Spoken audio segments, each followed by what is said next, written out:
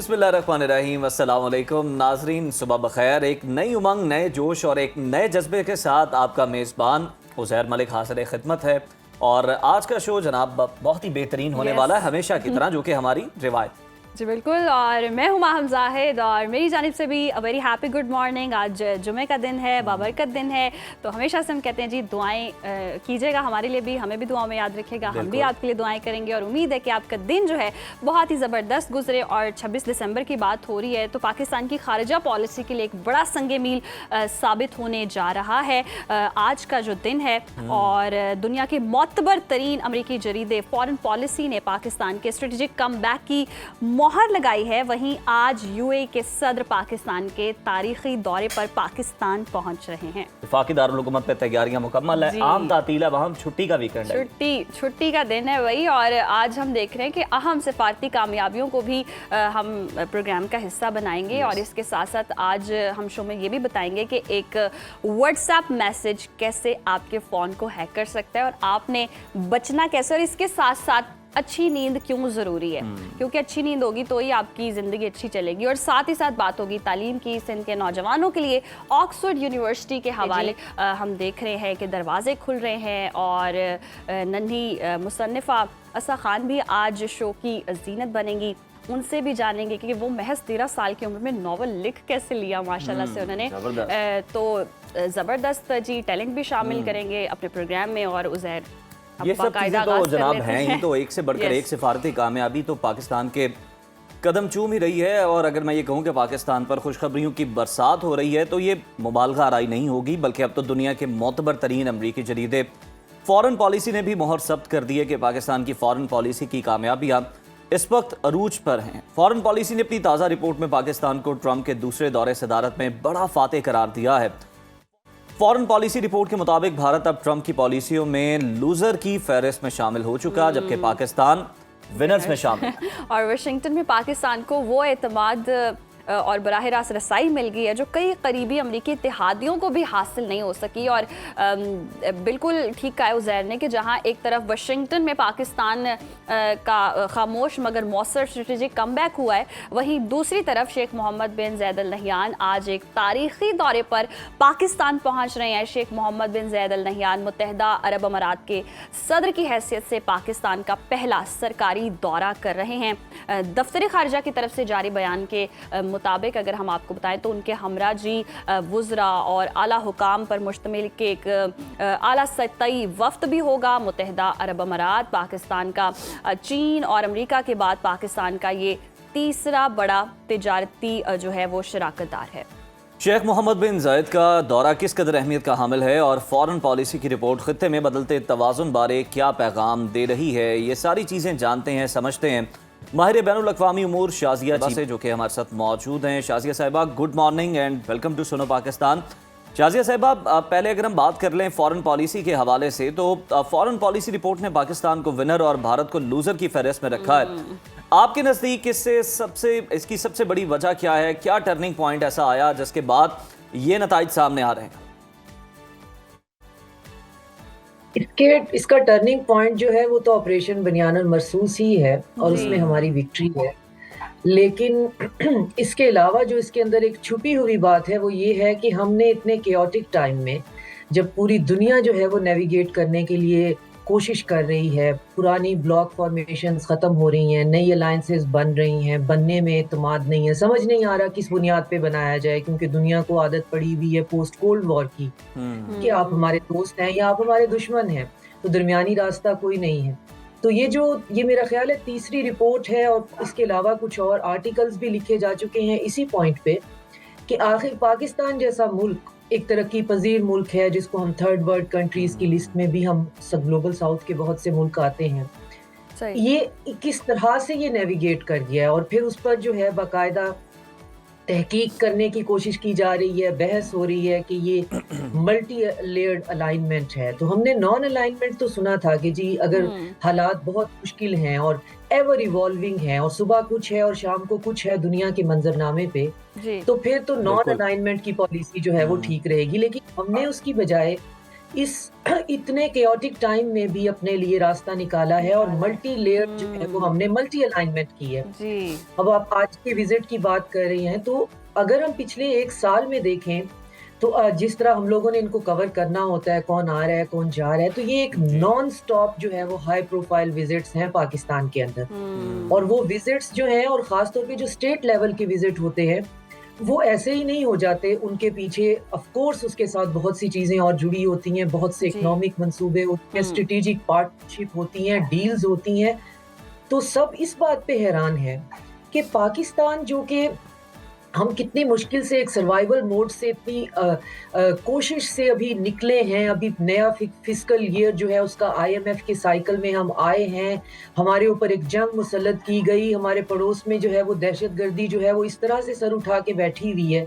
इसके बावजूद हम दुनिया में जा रहे हैं, इवन मीना रीजन तक जा रहे हैं, अफ्रीका तक जा रहे हैं, सेंट्रल एशिया तो हमारा अपना जो है हमारे उनके साथ है ही, गल्फ के साथ हम अपने रिलेशन रिवाइव कर रहे हैं। और कहाँ $8 बिलियन तक की जो है वो आर्म्स डील्स हो रही हैं, इकोनॉमिक डील्स हो रही हैं। तो इसको कहा जा रहा है कि ये जो अब पाकिस्तान है वो एक मिडिल पावर है। तो मेरे लिए आप कह रहे थे कि जी नई उमंगे हैं, नया साल शुरू होने वाला है, तो नया साल शुरू होने के लिए हमारे नाजरीन के लिए देखें आज ये तोहफा है कि हम अब एक मिडिल पावर हमें दुनिया कह रही है। तो हम अगर थोड़ा सा हिम्मत और हौसले से और सस्टेन अपनी पॉलिसीज के साथ चले, तो कोई दूर नहीं है कि हम हकीकतन जो है वो एक मिडिल लेवल की इकोनॉमिक पावर बन भी जाए। देखिए हमारे लिए तो ख्वाब सा ही है ना, या तो हमें कोई किसी ने ख्वाब दिखाया होगा या हम किसी डिल्यूजन में रहे होंगे, हकीकत तो हमें पता है।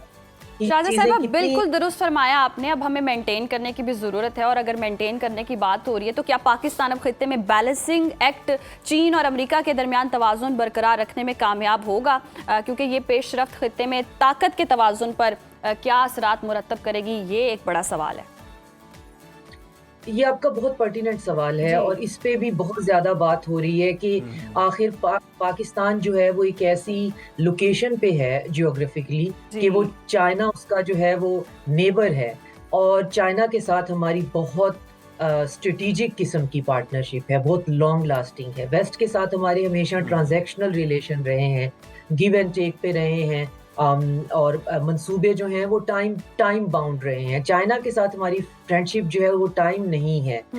तो उसमें अभी एक और रिपोर्ट आई जिसमें ये बाकायदा बताया गया कि ना सिर्फ चाइना और US के दरमियान पाकिस्तान जो है, राइटर ने लिखा हुआ था कि ईरान, तेहरान जो है, और रियाद और बीजिंग और वाशिंगटन के दरमियान जो है वो एक ऐसा लिंक है कि इन सब की जो है वो पाकिस्तान के साथ बहुत अच्छी बनती है, और पाकिस्तान पे ये ट्रस्ट करते हैं।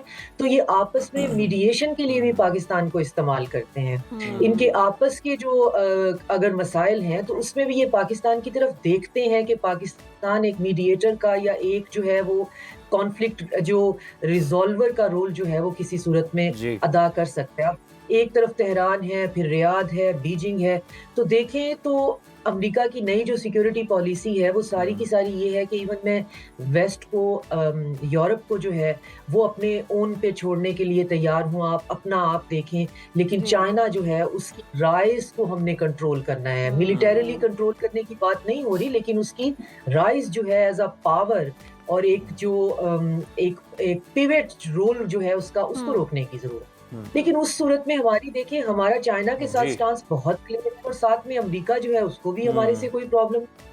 अंकल तो थकते नहीं है हमारी तारीफें करते करते।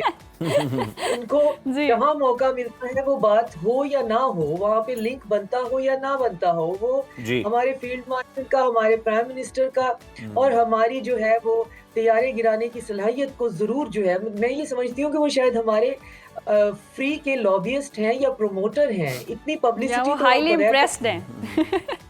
बिल्कुल, और इम्प्रेस भी देखिए, हमने कुछ किया तो वो इम्प्रेस है ना। शाज़ी साहबा, हमने मई वॉर में तो जो सरप्राइज दिया ही दिया, लेकिन उसके अलावा भी अगर देखें तो फॉरेन पॉलिसी रिपोर्ट के अंदर वो जिक्र भी है एक जो मास्टरमाइंड दहशतगर्द है, जो कि अफगानिस्तान के एयरपोर्ट पर जब अमरीकी अफवाज यहाँ से निकल रही थी तो हमला हुआ था, उसका मास्टरमाइंड था, वो गिरफ्तार करके अमरीका के हवाले किया था। और अमरीका ने तारीफ की थी खुलकर, अमरीकी जनरल ने भी, कि बड़े महदूद वसाइल के बावजूद पाकिस्तान ने ये दहशतगर्द गिरफ्तार करके हमारे हवाले किया है। तो ये भी एक बहुत ज़्यादा आप कह सकती हैं कि इम्पॉर्टेंट पॉइंट था पाकिस्तान के लिए, जिसकी वजह से पाकिस्तान का जो एतमाद है वो बड़ा बहाल हुआ अमेरिका के साथ और ताल्लुकात बेहतर हुए। बिल्कुल, ये बहुत सी ऐसी चीज़ें हैं, कुछ हमारे हमारे इल्म में है, कुछ हमारे इल्म में नहीं है। तो पूरी दुनिया ने हमें जो रीजन का है वो सिक्योरिटी स्टेबलाइज़र का एक बैज लगा दिया है और फिर हमसे अब सबकी यही उम्मीद है कि हम इस दहशतगर्दी के स्पिल ओवर को रोकेंगे और इनको कंटेन करेंगे। तो ये जो एतमाद है कि ये अगर इस रीजन में बैठे हुए हैं तो ना तो कोई जंग जो है वो बढ़ सकती है, इनकी डिटरेंस की पावर इतनी ज़्यादा है, इनसे कोई टक्कर लेने का सोच नहीं सकता। ईरान की अगर बात हो तो वो भी हमने खुल के कहा कि हम ईरान का साथ देंगे और इस रीजन के अंदर जंग नहीं होने देंगे। अभी बांग्लादेश के अंदर हालात आप देखें तो हमारी पूरी सपोर्ट जो है वो उनके डेमोक्रेटिक राइट्स की तरफ है। अफगानिस्तान को हमने दो टोक बता दिया है, अगर तालिबान रिजीम ने हमारे साथ जो है वो गेम्स करने की कोशिश की है तो हमने अपने फ्रेंड्स और पार्टनर्स उसमें इन्वॉल्व कर लिए हैं। बायलैटरली हमने उनसे बात ही नहीं की और साथ में ये कि जब पूरी दुनिया ये कह रही है कि दहशतगर्दों से बात नहीं करते, मैं खुद इस बात की हक में हूँ कि जब आप दहशतगर्दों से बात करते हैं आप उनको वैलिडेट करते हैं, लेजिटिमाइज करते हैं, लेकिन Pakistan chose to sit with them with the help of partners and friends. अब हुआ उसमें ये कि ये इतने बुरी तरह से एक्सपोज होके उस पूरे प्रोसेस में निकले, उस लेंथी प्रोसेस में जहां हाई प्रोफाइल इंटेलिजेंस ऑफिसर्स बैठे हुए हैं और हम इनसे बात कर रहे हैं कि आप दहशतगर्दी को रोकने में हेल्प करें। तो ये दिन के 18-18 घंटे जो हैं वो टामक टोइयां मारते हुए उठ के, तो उसमें भी हमारे पास एक डिप्लोमेटिक विन है। अब अगर हम काइनेटिकली कुछ करना भी चाहें तो हमें पूरी की पूरी सपोर्ट है अफगानिस्तान के पॉइंट ऑफ व्यू से, लेकिन अगेन हम चीजों को chaotic नहीं करना चाहते, हम तो उनके लिए हमेशा से बेहतरी ही चाहते हैं। तो अल्लाह का शुक्र है कि हम बिल्कुल सही रास्ते पे हैं, हमारे फैसले जो हैं वो उनके डिविडेंड्स जो हैं अब देखें हमें हमारे तक पहुंचना शुरू हो गए हैं कि लोग हमारी बात कर रहे हैं। ये और ये इसको मानने में कोई हर्ज नहीं है कि हम कोई दुनिया के लिए इतने इम्पोर्टेंट कभी भी नहीं रहे हैं। पहले वॉर और टेरर के हवाले से भी तो हमें इस्तेमाल ही किया गया दुनिया के रूल के हिसाब से कि रूल बेस्ड ऑर्डर है, यूनाइटेड नेशन का सारा काम है, तो आप इस जंग का हिस्सा बने। हमने कहा जी बिल्कुल हम बनते हैं, सारी दुनिया कह रही है तो हम भी बनते हैं। तो हमने भी वो उस वक्त जो इंटरनेशनल है उसका हमने साथ दिया, लेकिन हमारा इससे आगे एक सिक्योरिटी स्टेट से आगे हमारा कोई रोल नहीं रहा। अब हम एक क्या रोल देख रहे हैं जिसमें सिक्योरिटी स्टेट नहीं है। हम अपनी फैसले जो हैं और अपनी पावर एक्सर्ट भी कर सकते हैं और चीजों को नेविगेट करने के साथ साथ हमारे अंदर ये चीज भी हमें देखी जा रही है कि हम फैसलों पे असरअंदाज भी हो सकते हैं। जी बिल्कुल शाज़ा साहिबा, फैसलों पर असरअंदाज भी हो सकते हैं, पॉलिसीज़ भी बना सकते हैं और इवन जितना अब हमारा स्ट्रॉन्ग इमेज बिल्ड हो चुका है उसके बाद अगर हम तिजारती सतह पर बात करें, ट्रांजैक्शनल पॉलिसी के तहत तो पाकिस्तान ने क्रिप्टो करेंसी और मादनियात जैसे जदीद शोबों में ताउन की बात की है, तो क्या पाकिस्तान अब रिवायती इमदाद के बजाय बाहमी तिजारत की तरफ बढ़ रहा है, आप समझती हैं? बिल्कुल, पाकिस्तान ने देखें चाइना के पास रेयर अर्थ मिनरल्स जो हैं उनके प्लांट्स भी हैं। रेयर अर्थ जो है अक्सर मैं लोगों को बताती हूँ कि जब मैंने इसको स्टडी किया था कि आप कहीं से भी मुट्ठी भर मिट्टी उठा लें तो उसके अंदर रेयर अर्थ होंगे, मसला होगा कि उन पार्टिकल्स को जो माइक्रो पार्टिकल्स हैं निकालना कैसे। तो चाइना ने वो टेक्नोलॉजी डेवलप कर ली हुई है।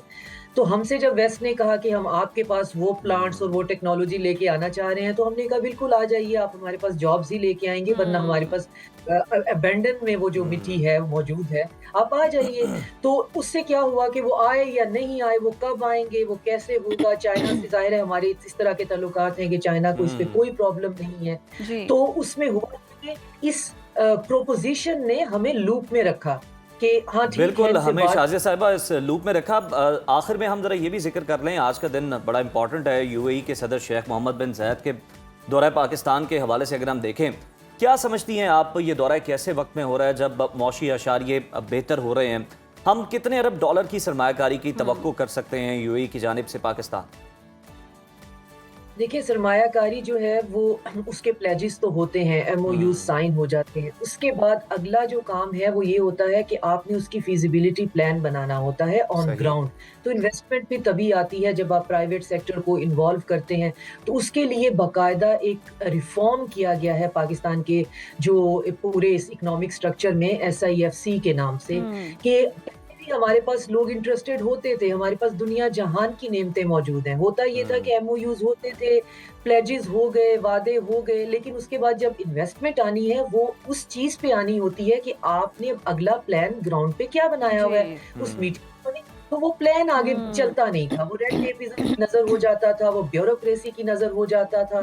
तो अब उस पे बहुत ज्यादा जो है वो काम किया जा रहा है कि अगर कोई इन्वेस्टर आना चाहता है तो फिर वो इसलिए मत जाए कि यहाँ पे फाइलें भरने का काम जो है वो साल हर साल ले जाता है, या रिश्वत है, या बदुलमानी है, या लॉ एंड ऑर्डर का मसला है। तो ये मसले तो हुकूमत सॉल्व करे, बाकी फिर अब इन्वेस्टर टू इन्वेस्टर जो है वो तो एक बहुत ही इंडिविजुअल डिसीजन है। तो उस हवाले से ये दिन ये भी इम्पोर्टेंट है। और एक और बात में जाते जाते आपके नाजरीन को बताती जाऊं कि गल्फ की एक अपनी पॉलिटिक्स है। हमें दूर से लगता है, हम गल्फ एज अ रीजन देखते हैं, उनके इंटरनल भी जो है कभी कभी खटास हो जाती है, कभी मिठास हो जाती है। तो हमारे सऊदी अरेबिया के साथ इतने अच्छे ताल्लुकात होने के बाद बाकी गल्फ के कंट्रीज और फिर यूएई का इस तरह से आना, और सुनने में आ रहा है कि नेक्स्ट ईयर में जो है वो सऊदी क्राउन प्रिंस भी जो है वो आ रहे हैं। और इवन मेरे पास तो बात ये खबर थी, और पता नहीं इसको मैंने अभी डबल चेक नहीं किया हुआ, कि नेक्स्ट ईयर हमारे पास डोनाल्ड ट्रंप जो है वो भी मंसूबा बना रहे हैं आने का।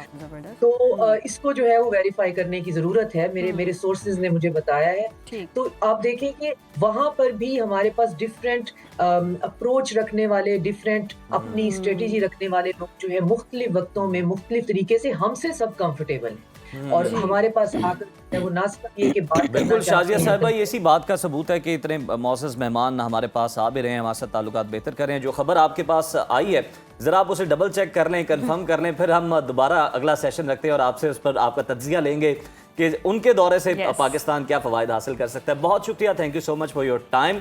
और अब बड़ा अहम दिन है और आज इस्लामाबाद में बहुत ज़्यादा गहमा गहमी भी है और भरपूर तैयारियां जो है वो मौसस मेहमान के इस्तकबाल के लिए जो है वो कर ली गई हैं। और पाकिस्तान तो मेज़बानी हमारी वैसे ही बहुत ज़्यादा मशहूर है और यकीनन पाकिस्तान के लिए मौशी तौर पर भी ये दौरा बहुत बेनिफिशियल होने जा रहा है। तो शाजिया साहिबा हमारे साथ मौजूद थी और उन्होंने सारा बता भी दिया कि जनाब अमेरिका के साथ क्या ताल्लुकात हमारे होने वाले हैं और चाइना के साथ आने वाले दिनों में क्या होगा।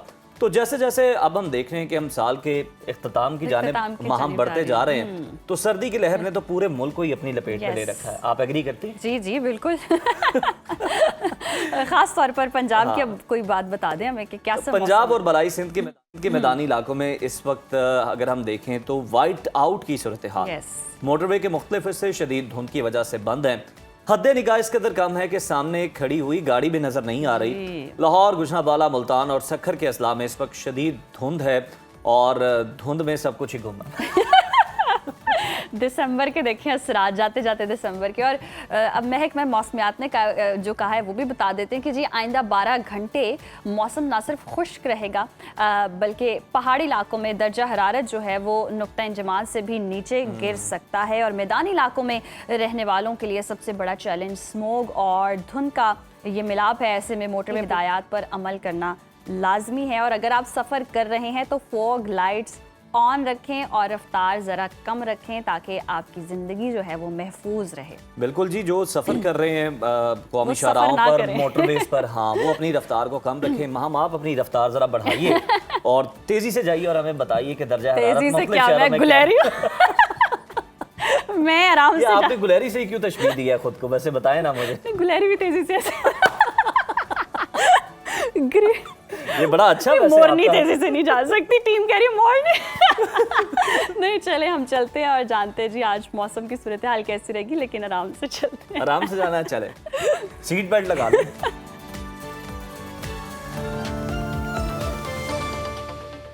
नाज़रीन, मुल्क के बेशतर इलाकों में मौसम सर्द और खुश्क जबकि शिमाली इलाकों में शदीद सर्द रहेगा, जबकि पंजाब के बेशतर मैदानी इलाकों और बालाई सिंध के अजला में दरमियानी से शदीद धुंध छाए रहने की तवक्को है। मुख्तलिफ शहरों में मौसम की क्या सूरत हाल है आइए जानते हैं। और हमेशा की तरह सबसे पहले बात करेंगे बुलंदो बाला पहाड़ों की सरजमीन गिलगित बल्तिस्तान की, जहाँ बारिश और बर्फबारी का सिलसिला जारी है।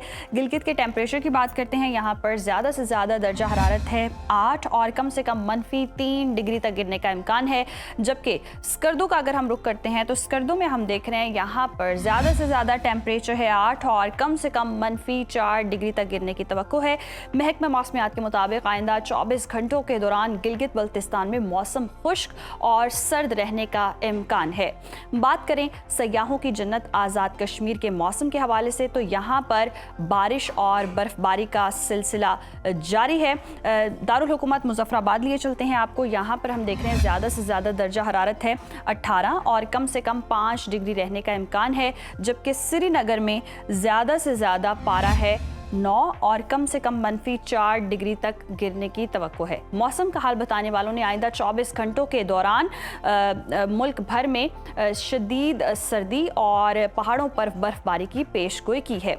और नाज़रीन, अब आपके साथ शेयर करेंगे मेहमान नवाजों की धरती खैबर पख्तूनख्वा का मौसम। KPK में हम देख रहे हैं बेशतर अजला में मौसम सर्द और खुश्क, जबकि शिमाली अजला में शदीद सर्द रहेगा। सूबाई दारुल हुकूमत पेशावर लिए चलते हैं आपको। पेशावर में ज़्यादा से ज़्यादा दर्जा हरारत है 27 और कम से कम 7 डिग्री रहने का इम्कान है। सवात की बात करें, जैसे पाकिस्तान का स्विट्ज़रलैंड कहते हैं, यहाँ पर ज़्यादा से ज़्यादा टेम्परेचर है 12 और कम से कम -4 डिग्री तक गिरने की तवक्को है। महकमा मौसमियात के मुताबिक आइंदा 24 घंटों के दौरान पेशावर, सवाबी, मर्दान, चारसदा, नौशहरा, DI खान और गिरदुरवाह में सुबह और रात के औकात में धुंध छाए रहने के इम्कानात हैं। और अब नज़र डाल लेते हैं 5 दरियाओं की सरजमीन पंजाब के मौसम पर, जहां हम देख रहे हैं सूबे के बेशतर अजला में मौसम सर्द और खुश्क रहने का इम्कान है। बागों के शहर लाहौर लिए चलते हैं आपको। लाहौर में हम देख रहे हैं ज़्यादा से ज़्यादा दर्जा हरारत है 21 और कम से कम 6 डिग्री रहने का इम्कान है। शहर बेमिसाल इस्लामाबाद की बात हो जाए, इस्लामाबाद में ज़्यादा से ज़्यादा पारा है 22 और कम से कम 7 डिग्री रहने की तवक्को है। रुख करें औलिया के शहर मुल्तान का, तो यहाँ पर ज़्यादा से ज़्यादा टेम्परेचर है 23 और कम से कम 8 डिग्री रहने का इम्कान है। मौसम का हाल बताने वालों ने आइंदा 24 घंटों के दौरान मरी, गलियात और गिरदोनवाह में मौसम सर्द और खुश्क रहने की तवक्को जाहिर की है। जबकि गुजरावाला, गुजरात, सियालकोट, नारोवाल, लाहौर, शेखुपुरा, मुल्तान, कोट अद्दू, झंग, DG खान, बहावलनगर, उकाड़ा, साहिवाल, कसूर, बहावलपुर और रहीम यार खान में दरमियानी से शदीद धुंध छाए रहने की पेशगोई की गई है। और अब बात कर लेते हैं कुदरती ज़खायर से मालामाल सूबे यानी कि बलूचिस्तान की। और बलूचिस्तान में मौसम की सूरत हाल ये है कि सर्दी की शिद्दत में नुमाया इजाफा हो गया है। कोयटा की बात करें तो कोयटा में ज़्यादा से ज़्यादा दर्जा हरारत है 16 और कम से कम 0 डिग्री तक गिरने का इम्कान है। महकमा मौसमियात के मुताबिक आइंदा 24 घंटों के दौरान शिमाली ज़ियारत में बारिश और बर्फबारी का इम्कान है। और अब रुख कर लेते हैं जी वादी मेहरान यानी कि सूबा सिंध का, और आपके साथ शेयर करते हैं सिंध का मौसम, जहां अक्सर इलाकों में मौसम सर्द और खुश्क रहेगा। शहर कायद कराची की बात करते हैं। कराची में हम देख रहे हैं ज़्यादा से ज़्यादा दर्जा हरारत है 28 और कम से कम 10 डिग्री रहने का इम्कान है। जबकि अगर हम बात करें हैदराबाद की, तो हैदराबाद में ज़्यादा से ज़्यादा दर्जा हरारत है 26 और कम से कम 9 डिग्री रहने की तवक्को है। मौसम का हाल बताने वालों ने आइंदा 24 घंटों के दौरान सक्खर, रोहड़ी, शिकारपुर, कश्मोर, शहीद बेनज़ीराबाद, मोंजोदड़ो और गिरदोनवाह में धुंध पड़ने का इम्कान जाहिर किया है।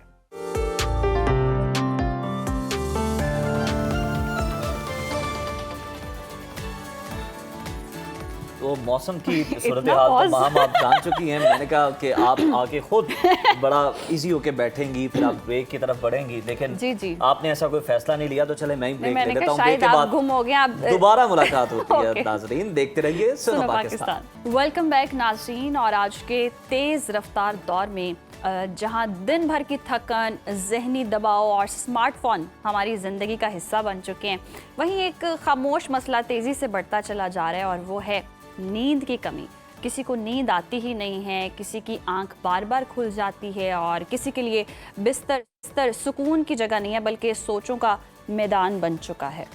आखिर नींद रूट क्यों जाती है? क्या इसकी वजह कोई ज़हनी दबाव है या फिर हमारा बदलता लाइफस्टाइल? और ख़ास तौर पर नौजवानों में नींद के मसाइल आखिर क्यों बढ़ गए हैं इस हद तक? इन्हीं सवालात के जवाब जानने के लिए चलते हैं। हमारे साथ मौजूद हैं मारूफ माहिर नफ्सियात डॉक्टर उसामा बिन जुबैर साहब। Doctor Usama, welcome to Suno Pakistan. सबसे पहले तो ये बताइएगा कि एक सेहतमंद इंसान के लिए रोज़ाना कितने घंटे सोना बेहतर और ज़रूरी है, और क्या हर उम्र के लिए नींद का दौरानिया मुख्तलिफ हो जाता है? जी थैंक यू सो मच। बिल्कुल हर उम्र के लिए स्लाइट डिफरेंस आ जाता है। जिस तरह आपको पता है कि जो छोटे बच्चे हैं वो बहुत ज़्यादा सोते हैं, 14 से 16 घंटे भी सोते हैं, फिर आहिस्ता आहिस्ता वो बड़े होते हैं तो कम हो जाता है। तो लेकिन 7 से 9 घंटे जनरल एडल्ट, टीनेजर या एडल्ट के लिए 7 से 9 घंटे ज़रूरी है। लेकिन दौरानिये से ज़्यादा इम्पॉर्टेंट है कि वो अनइंटरप्टेड स्लीप हो, रिफ्रेशिंग स्लीप हो, सुबह आप उठें तो आप फ्रेश महसूस करें। सही। अच्छा डॉक्टर साहब, आजकल हम देखते हैं नींद के मसाइल इतने ज़्यादा आम हो गए हैं, इसकी क्या वजह है? क्या कोई ज़हनी दबाव है या हमारा लाइफस्टाइल है?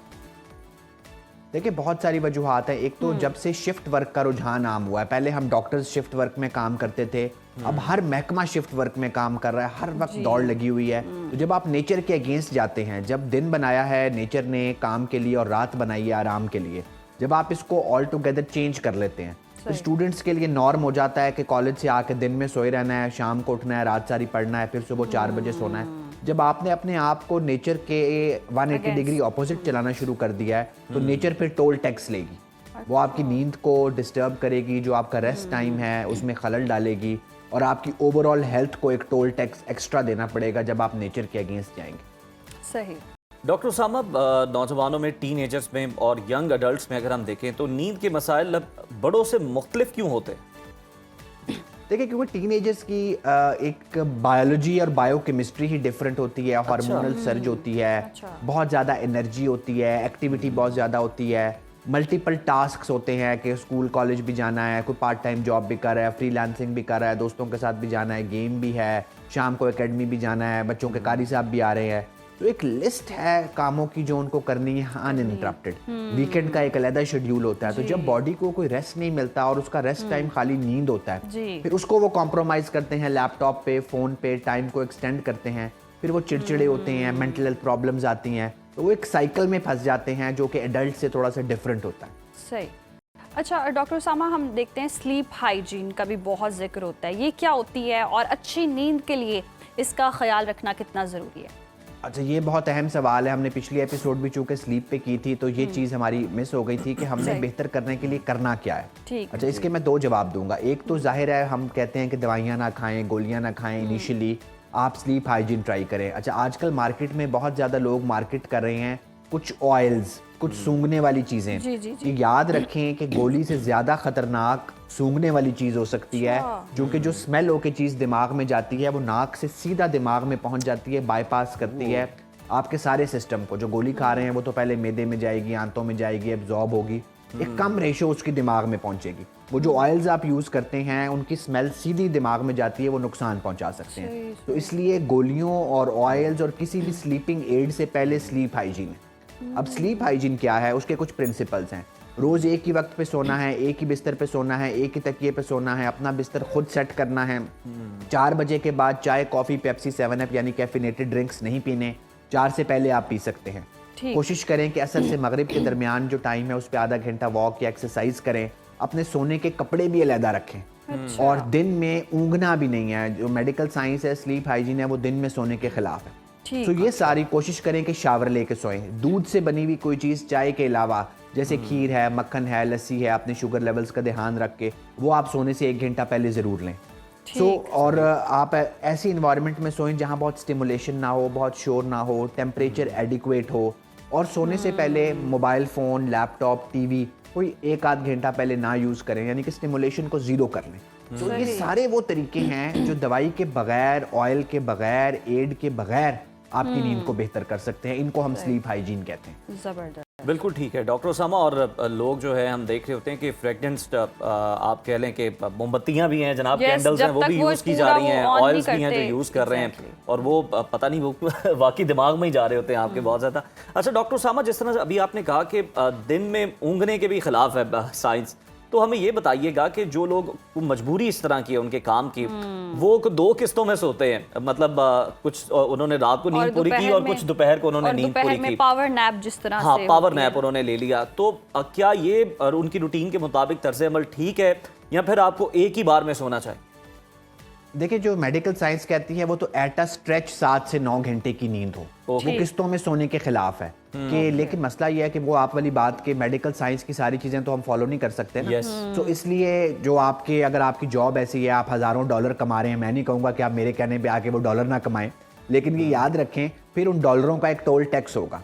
साइंस कहती है एक ही स्ट्रेच में नींद हो, फ्रेगमेंटेड नींद ना हो, दिन में आपने 10-15 मिनट बेड पे लेट के आराम करना है, आप ज़रूर कर लें, लेकिन अगर आपने एक झपकी ले ली, पावर नैप ले लिया, फिर आपकी रात की रिफ्रेशिंग नींद गारंटीड नहीं करेगी बॉडी। सही 8 घंटे की रिफ्रेशिंग नींद गारंटी करानी है तो फिर दिन में आपने ऊँगना भी नहीं है। अपने डे को स्टफ करें कामों से। आप अगर 8 घंटे रात को रेस्ट लिया हुआ है तो और आप हेल्दी हैं, अदरवाइज हाँ आप बीमार हैं तो वो एक अलग बात है, आप अदरवाइज हेल्दी हैं फिर दिन में तो सोने दिन की में जरूरत आप नहीं। ऊँगे भी नहीं तो फिर आपको अच्छी मतलब रात में नींद मिल जाएगी। अच्छा डॉक्टर उसामा, हम देखते हैं कि ना नींद आ रही होती है और फिर अनफॉर्चुनेटली नौजवान नस्ल जो है वो रात में सोशल मीडिया स्क्रॉलिंग वगैरह हो रही होती है तो एकदम से नींद उड़ जाती है, ये क्या वजह होती है? लेकिन जब आप स्टिमुलेशन ना, ठीक, मैंने कैफीन से क्यों मना किया, कैफीन केमिकली स्टिमुलेट करती है, वो एक दिमाग का स्टिमुलेंट केमिकल है।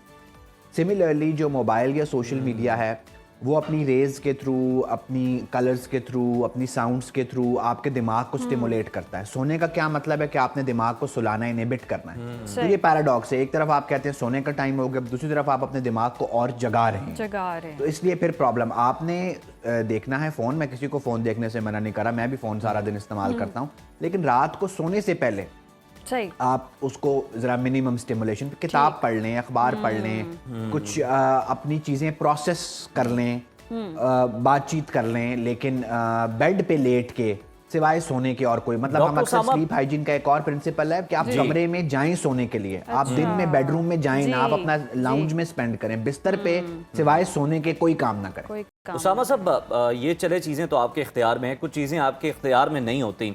मतलब कुछ लोग हैं उन्होंने कल कोई बहुत ज़्यादा टास्क परफॉर्म करने होते हैं तो फिर उनको ये सोचें ही आ रही होती हैं और वो ओवरकम ही नहीं कर पा रहे होते कि जनाब किस तरह इनको दिमाग से निकाल के कोई डीप स्लीप की तरफ हो जाएं, या कहीं आपने ट्रैवल करना होता है तो कुछ लोगों को एक्साइटमेंट में नींद नहीं आ रही होती।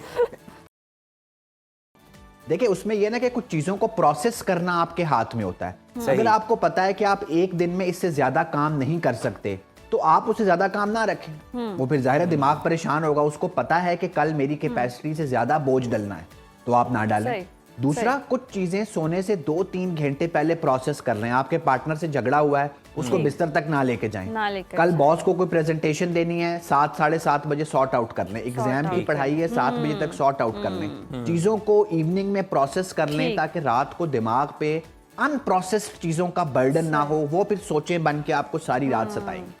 सही, तो जो मैटर जहां है वहीं सॉल्व कर लें, सॉर्ट आउट कर लें, रात को बस आप बिस्तर पे जाएं तो सोने जाएं। बहुत शुक्रिया डॉक्टर उसामा आपके वक्त का, और जी हेल्प लेने का जी तरीका भी बता दिया गया है, और स्लीप हाइजीन क्या होती है ये भी आप लोगों ने जान लिया। तो अब आप कहें कि सुकून की नींद नहीं आती तो आपकी अपनी गलती है। ये सारे अमल करेंगे ना तो सुकून से नींद भी आ जाएगी, और अगर दिन में नहीं सोएंगे तो रात में अच्छा, ये नींद की बेसुकूनी तो वहाँ अपनी जगह पर मौजूद ही है, लेकिन भारत में अगर हम देखें तो हिंदू जो हैं जी उन्हें जनाब किसी का खुशी, किसी का सुकून उन्हें एक आंख नहीं भाता, चाहे वो मुसलमान हैं, क्रिश्चियंस हैं, कोई अक़लियती बरादरी है।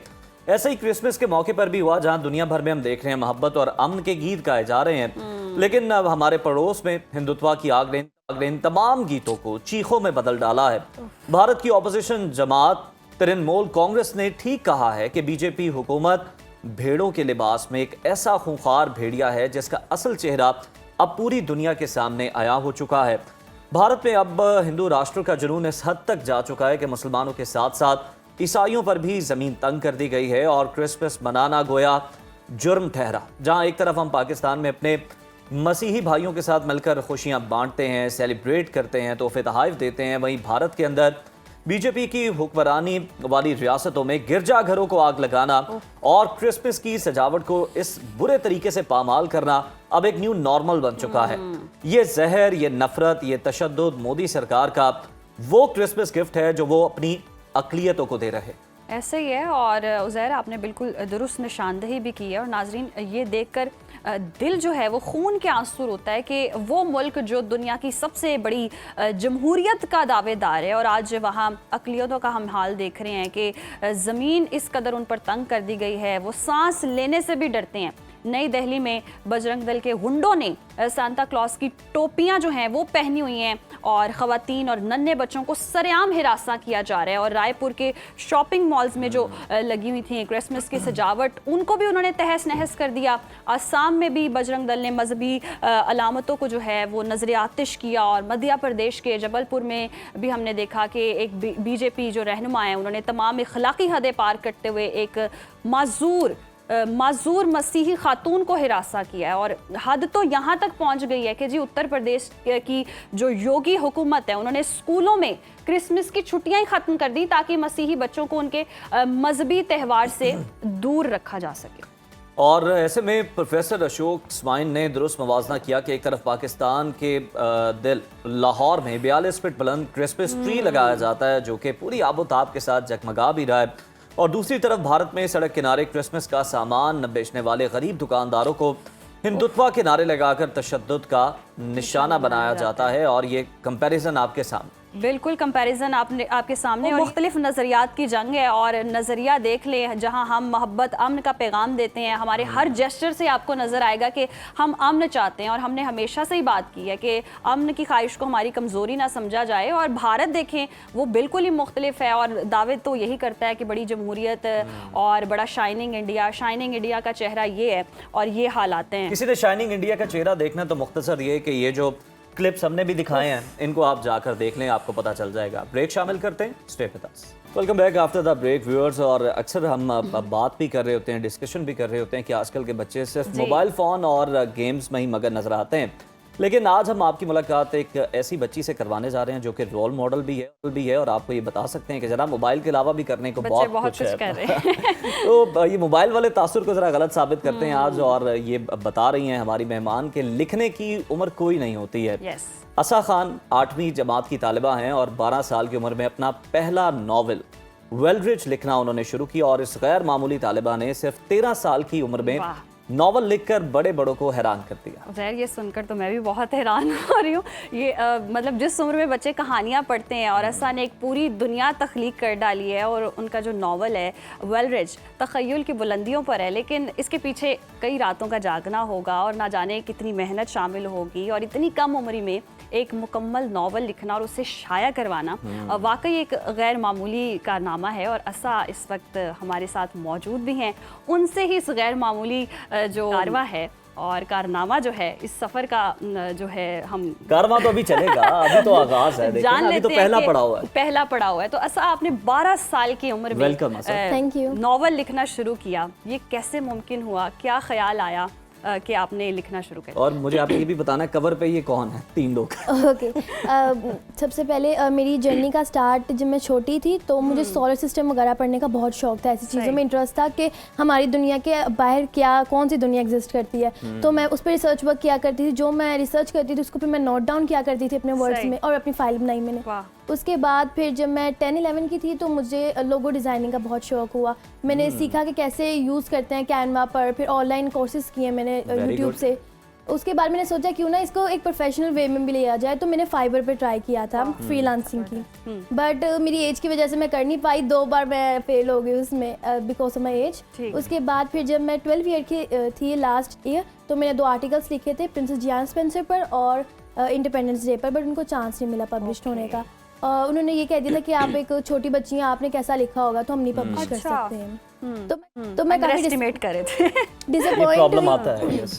उसके बाद फिर मैंने जो मेरा नॉवल है वेलरिज उसको मैंने एज ए स्टोरी लिखना शुरू किया था। मैंने कहा था 10 पेजेस 20 पेजेस के बाद ही स्टॉप हो जाएगा, बट वो कहानी बनती गई, फिर वो चैप्टर्स और फिर एक नॉवल में तब्दील हो गई। और ये कितने पेजेस का नॉवल है? 63। Very good. अच्छा हमें ये बताएं, खामोशी से आप मेहनत करती रही और फिर एक दिन आपने धमाका किया, या आपके टीचर्स को, आपके दोस्तों को, जो आपके क्लोज फ्रेंड सर्कल है, उन्हें पता था कि आप नॉवल पे काम कर रही हैं, आप नॉवल लिख रही हैं? टू बी वेरी ऑनेस्ट, मैं एक बहुत इंट्रोवर्ट पर्सन हूँ। मैं अपने गोल्स किसी का शेयर नहीं करती, इवन मैंने अपनी फैमिली को भी नहीं बताया। ये बहुत अच्छी चीज़ है। बहुत अच्छा किया है, शेयर कर देते तो नजर लग जाती है। सही। तो मैं इंट्रोवर्ट हूँ, मैं अपनी चीज़ें नहीं किसी के साथ शेयर करती। मेरे घर पर भी किसी को नहीं पता था 1.5 साल के लिए कि मैं ये काम कर रही हूँ। तो जब मेरा अबाउट 5 चैप्टर्स कंप्लीट हो गए थे तो मैंने अपनी सिस्टर को बताया था कि मैं ये कर रही हूँ, तो वो बहुत ज़्यादा खुश हुई। उसने मुझे सपोर्ट किया, कहती है आप बहुत अच्छी कहानी लिख रही हैं, आप इसको कंटिन्यू रखें। ज़बरदस्त। उसके बाद जब कंप्लीट हो गया तो फिर मैंने अपनी अपनी पेरेंट्स को बताया, वो बहुत ज़्यादा सरप्राइज हुए, उन्होंने मुझे बहुत ज़्यादा इनकरेज किया कि हम आपको हर तरीके का सपोर्ट देंगे। तो उसके बाद मेरा पब्लिश हुआ। और ऐसा जैसे कि हमने हमारे नॉलेज में है कि आपके अब्बा ड्राइवर हैं, और ड्राइवर की बेटी जब इतना बड़ा कारनामा अंजाम करे, उनके लिए तो वाकई बड़ी फ़ख्र की बात होगी। हमें बताते हुए इतना फ़ख्र हो रहा है। तो कितना सपोर्ट मिला फैमिली की तरफ से, और फादर की कितनी सपोर्ट रही है? मेरे पेरेंट्स एक ब्लेसिंग होते हैं कि इतने सपोर्टिव ऐसे ही है। पेरेंट्स होना, जो आपको हर चीज़ करने दे जिसमें आपको इंटरेस्ट है। मेरे पेरेंट्स ने कभी मुझे रिस्ट्रिक्शन नहीं दिया कि आपको ये नहीं करना चाहिए, आपको वो नहीं करना चाहिए। उन्होंने कहा जिस चीज़ में आपका इंटरेस्ट है आप उसको डेवलप करें, ताकि आपकी वो एक स्किल दुनिया के सामने आए। तो मेरे पेरेंट्स बहुत सपोर्टिव है, मैं ब्लेस्ड हूँ, उन्होंने हर तरीके का मुझे सपोर्ट दिया। ये तो बहुत अच्छी बात है, और बिल्कुल उन्होंने आपको तरबियत भी दी है, एजुकेशन भी दे रहे हैं, और कॉन्फिडेंस भी दे रहे हैं हर तरह का काम करने का। और माशाल्लाह मुझे जान के बड़ी खुशी हुई है कि माहम राइटिंग तो है ही है, उसके अलावा स्किल्स भी सीखे हुए हैं, कैनवा आता है और भी बहुत सारे उन्हें काम आते हैं। तो असा हमें ये बताइएगा अपने नावल के बारे में, ज़रा थोड़ा उसके बारे में डिस्कशन करते हैं। तख़य्युलाती दुनिया के बारे में है, तख़य्युल के बारे में है, ज़रा हमें बताएं कि क्या है थीम, क्या है आपके नावल के अंदर, ज़रा पढ़ने वालों को टीज़र दें ताकि उनका भी इंटरेस्ट डेवलप हो। जी, वेलरिज जो है वो एक फिक्शनल कहानी है, ये एक ख्याली दुनिया आप कह सकते हैं। इसमें एक लड़की जिसका नाम अलारा है, जो मेरे कवर पेज के ऊपर बने, वो तीनों मेरे कैरेक्टर्स हैं। उसमें जो सेंटर में है वो मेरी मेन लीड आप उसको कह सकते हैं, क्योंकि स्टोरी उसके रिवॉल्व अराउंड घूमती है। तो वो एक शहर में जाती है जिसका नाम वेलरिज है। वहाँ जाकर उसको पता चलता है कि जो उसका पास्ट है वो शहर के साथ जुड़ा हुआ है, और उसकी मेमोरीज अरेज हो चुकी हैं। और फिर उसकी ज़िंदगी में दो लड़के आते हैं, वो इसके पास्ट के बारे में कुछ इतना ज़्यादा जानते हैं जो उसको खुद को भी नहीं पता है। तो उसको वो कैसे हेल्प करते हैं, वो लोग कौन है, उसकी पावर्स क्या है, उस बारे में। Wow, this is something so amazing. और ऐसा लग रहा है कि जैसे हम कोई सीरीज और सीजन्स में देखते हैं ना, वो बिल्कुल पढ़ने वालों को ये क्या मैसेज क्या देता है वैसे नॉवल, ये भी बता दें। कि मैंने नॉवल इस तरीके से लिखा था कि एक तो एज की कोई पैशन नहीं होती, कि अगर आपके पास किसी चीज़ को आप अच्छे से दिल से चाहते हैं तो आप किसी भी उम्र में स्टार्ट कर सकते हैं। और मैं चाहती थी कि ये किताब दोस्ती ना ख़त्म हो दुनिया में, और रीडिंग सारे करते रहें। ज़बरदस्त। अच्छा, अब जब आप लिख ही रही हैं तो कोई लिखारी होगा जो आपकी पसंद का होगा। कौन सा लिखारी आपको पसंद है और जिसके असलूब से आप बड़ी मुतासिर? आइडियलाइज किसे करती हैं? आइडियलाइज तो मैं अपनी अभी मदर को ही करती हूँ। मैंने अभी किसी प्रोफेशनल राइटर को नहीं किया, क्योंकि अगर आप किसी राइटर को पढ़ते हैं या फिर स्टडी करते हैं ना, तो फिर उसका जो राइटिंग स्टाइल है वो आप अडेप्ट करते हैं और आपके काम में वो झलक दिखना शुरू हो जाती है। आपकी मदर क्या करती हैं? मेरी मदर बाय प्रोफेशनल वो टीचर है उर्दू की, और साथ वो राइट भी कर लेती हैं, पोएट्री वगैरह। अच्छा, तो फिर वो जीन्स में थोड़ा सा आ जाता है। अच्छा, ऐसा हमें ये बताइए कि आप अपनी एजुकेशन के साथ नॉवल पे काम करना ज़रा मुश्किल होता है, क्योंकि फुल टाइम एक जॉब होती है, तो ये किस तरह से अब मैनेज करती रही, किस तरह एक बैलेंस आपने क्रिएट रखा? मुझे जब भी कोई स्टडीज़ मेरी फर्स्ट प्रायोरिटीज़ है, तो जब भी मुझे free time like summer vacation या विंटर वेकेशन होते तो मैंने उसमें बैठ के काम अपना कंप्लीट किया नॉवल का, जब मुझे टाइम मिलता था। सही। अच्छा, ऐसा आपके फ्यूचर गोल्स क्या हैं? मुस्तकबिल में आप ऐसा को कहाँ देखती हैं? अभी तो आपने राइटिंग शुरू की, पहला नॉवल हुआ, फिर शाया भी हो गया, तो आगे प्रोफेशनल राइटर का सफ़र कहाँ तक माशाल्लाह से? राइटिंग तो मेरा पैशन है, वो साथ साथ रहेगा, बट मैं चाहती हूँ कि मैं असिस्टेंट कमिश्नर बनूँ, वो मेरे पेरेंट्स का ड्रीम है। ज़बरदस्त। तो मैं चाहती हूँ मैं उसको परस्यू करूँ। ये बड़ी ज़बरदस्त बात है कि दोनों ड्रीम्स, और अपने भी ड्रीम्स को पूरा करना और पेरेंट्स के भी ड्रीम्स को पूरा करना, माशाल्लाह से बच्ची तो बहुत ही बड़ी ज़बरदस्त है। अच्छा, वैसे आप ये भी पूछ लेते हैं कि आप क्या करना चाहती हैं असिस्टेंट कमिश्नर बनकर, एसी बनकर? मैं पाकिस्तान को और उसकी कौम नेशन को सर्व करना चाहती हूँ, जितना मैं कर पाऊंगी। अच्छे काम करना पसंद करूंगी आपको। अरे ज़बरदस्त भाई, जज्बे देखें आप। हमारे पाकिस्तान के बच्चों का मुस्तकबिल माशाल्लाह बहुत ज़्यादा रोशन है और सुनकर भी बहुत खुशी मिलती है। अच्छा, जैसे आप वेलरिज की स्टोरी बता रही हैं, यकीनन फिर आप इस तरह की मूवीज़ और सीरीज़ भी बहुत ज़्यादा देखती होंगी। यही से इंस्पायर होकर फिर आपने ये सोचा कि इस तरह का, और कल को आप देखती हैं कि कोई नेटफ्लिक्स पर ऐसे कोई सीरीज़ भी आ रही हो। ऐसा पॉसिबल है, मुमकिन हो सकता है? सही। अच्छा, ऐसा हमें उसके अलावा आप ये बताएं कि ये जो नावल आपने लिखा, ये जो आपने इस पर काम किया, ये आपने अपना काम किस किस को प्रेजेंट किया, किसने बड़ा आपको अप्रिशिएट किया? कोई बड़े राइटर्स ने या और कोई रिनाउंड जो पर्सनैलिटीज़ हैं उन्होंने?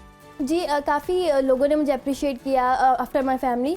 उसके मुझे काफ़ी ऑनलाइन लोगों ने भी किया, और फिर हम लोग काफ़ी डिफरेंट कॉलेजेस में भी गए थे, पंजाब यूनिवर्सिटी और पंजाब कॉलेज।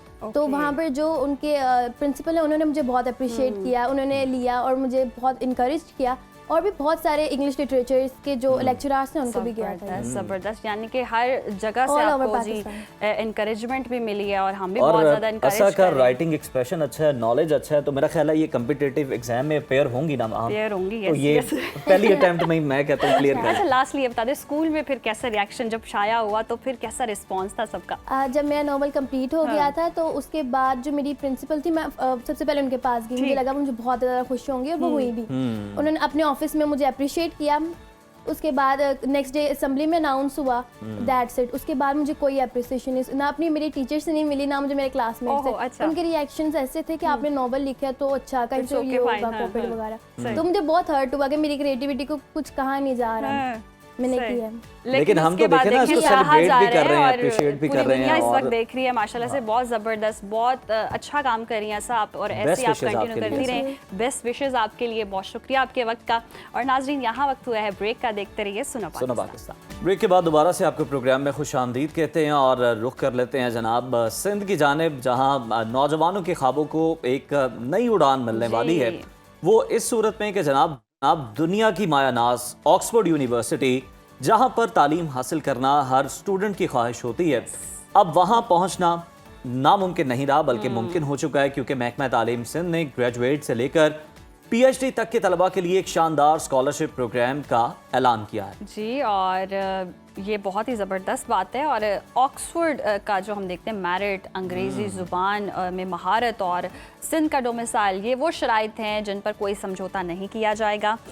एक आम तालिबे इल्म जो शायद लाड़काना या थरपारकर में बैठा हो, वो ऑक्सफोर्ड के इंटरव्यू पैनल तक कैसे पहुंच सकता है, दरख्वास्त का तरीक़ाकार क्या है, और शॉर्ट जो लिस्टिंग है वो कैसे होगी, इन तमाम सवालात के जवाब जानने के लिए हमारे रिपोर्टर के पास चलते हैं। सुनो न्यूज़ के नुमाइंदे कराची से आसिफ अली सैयद। आसिफ, बहुत शुक्रिया आपके वक्त का। तो सिंध हुकूमत के इस प्रोग्राम का बुनियादी मकसद है क्या, और इससे कितने तलबा जो हैं वो मुस्तफ़ीद हो सकेंगे?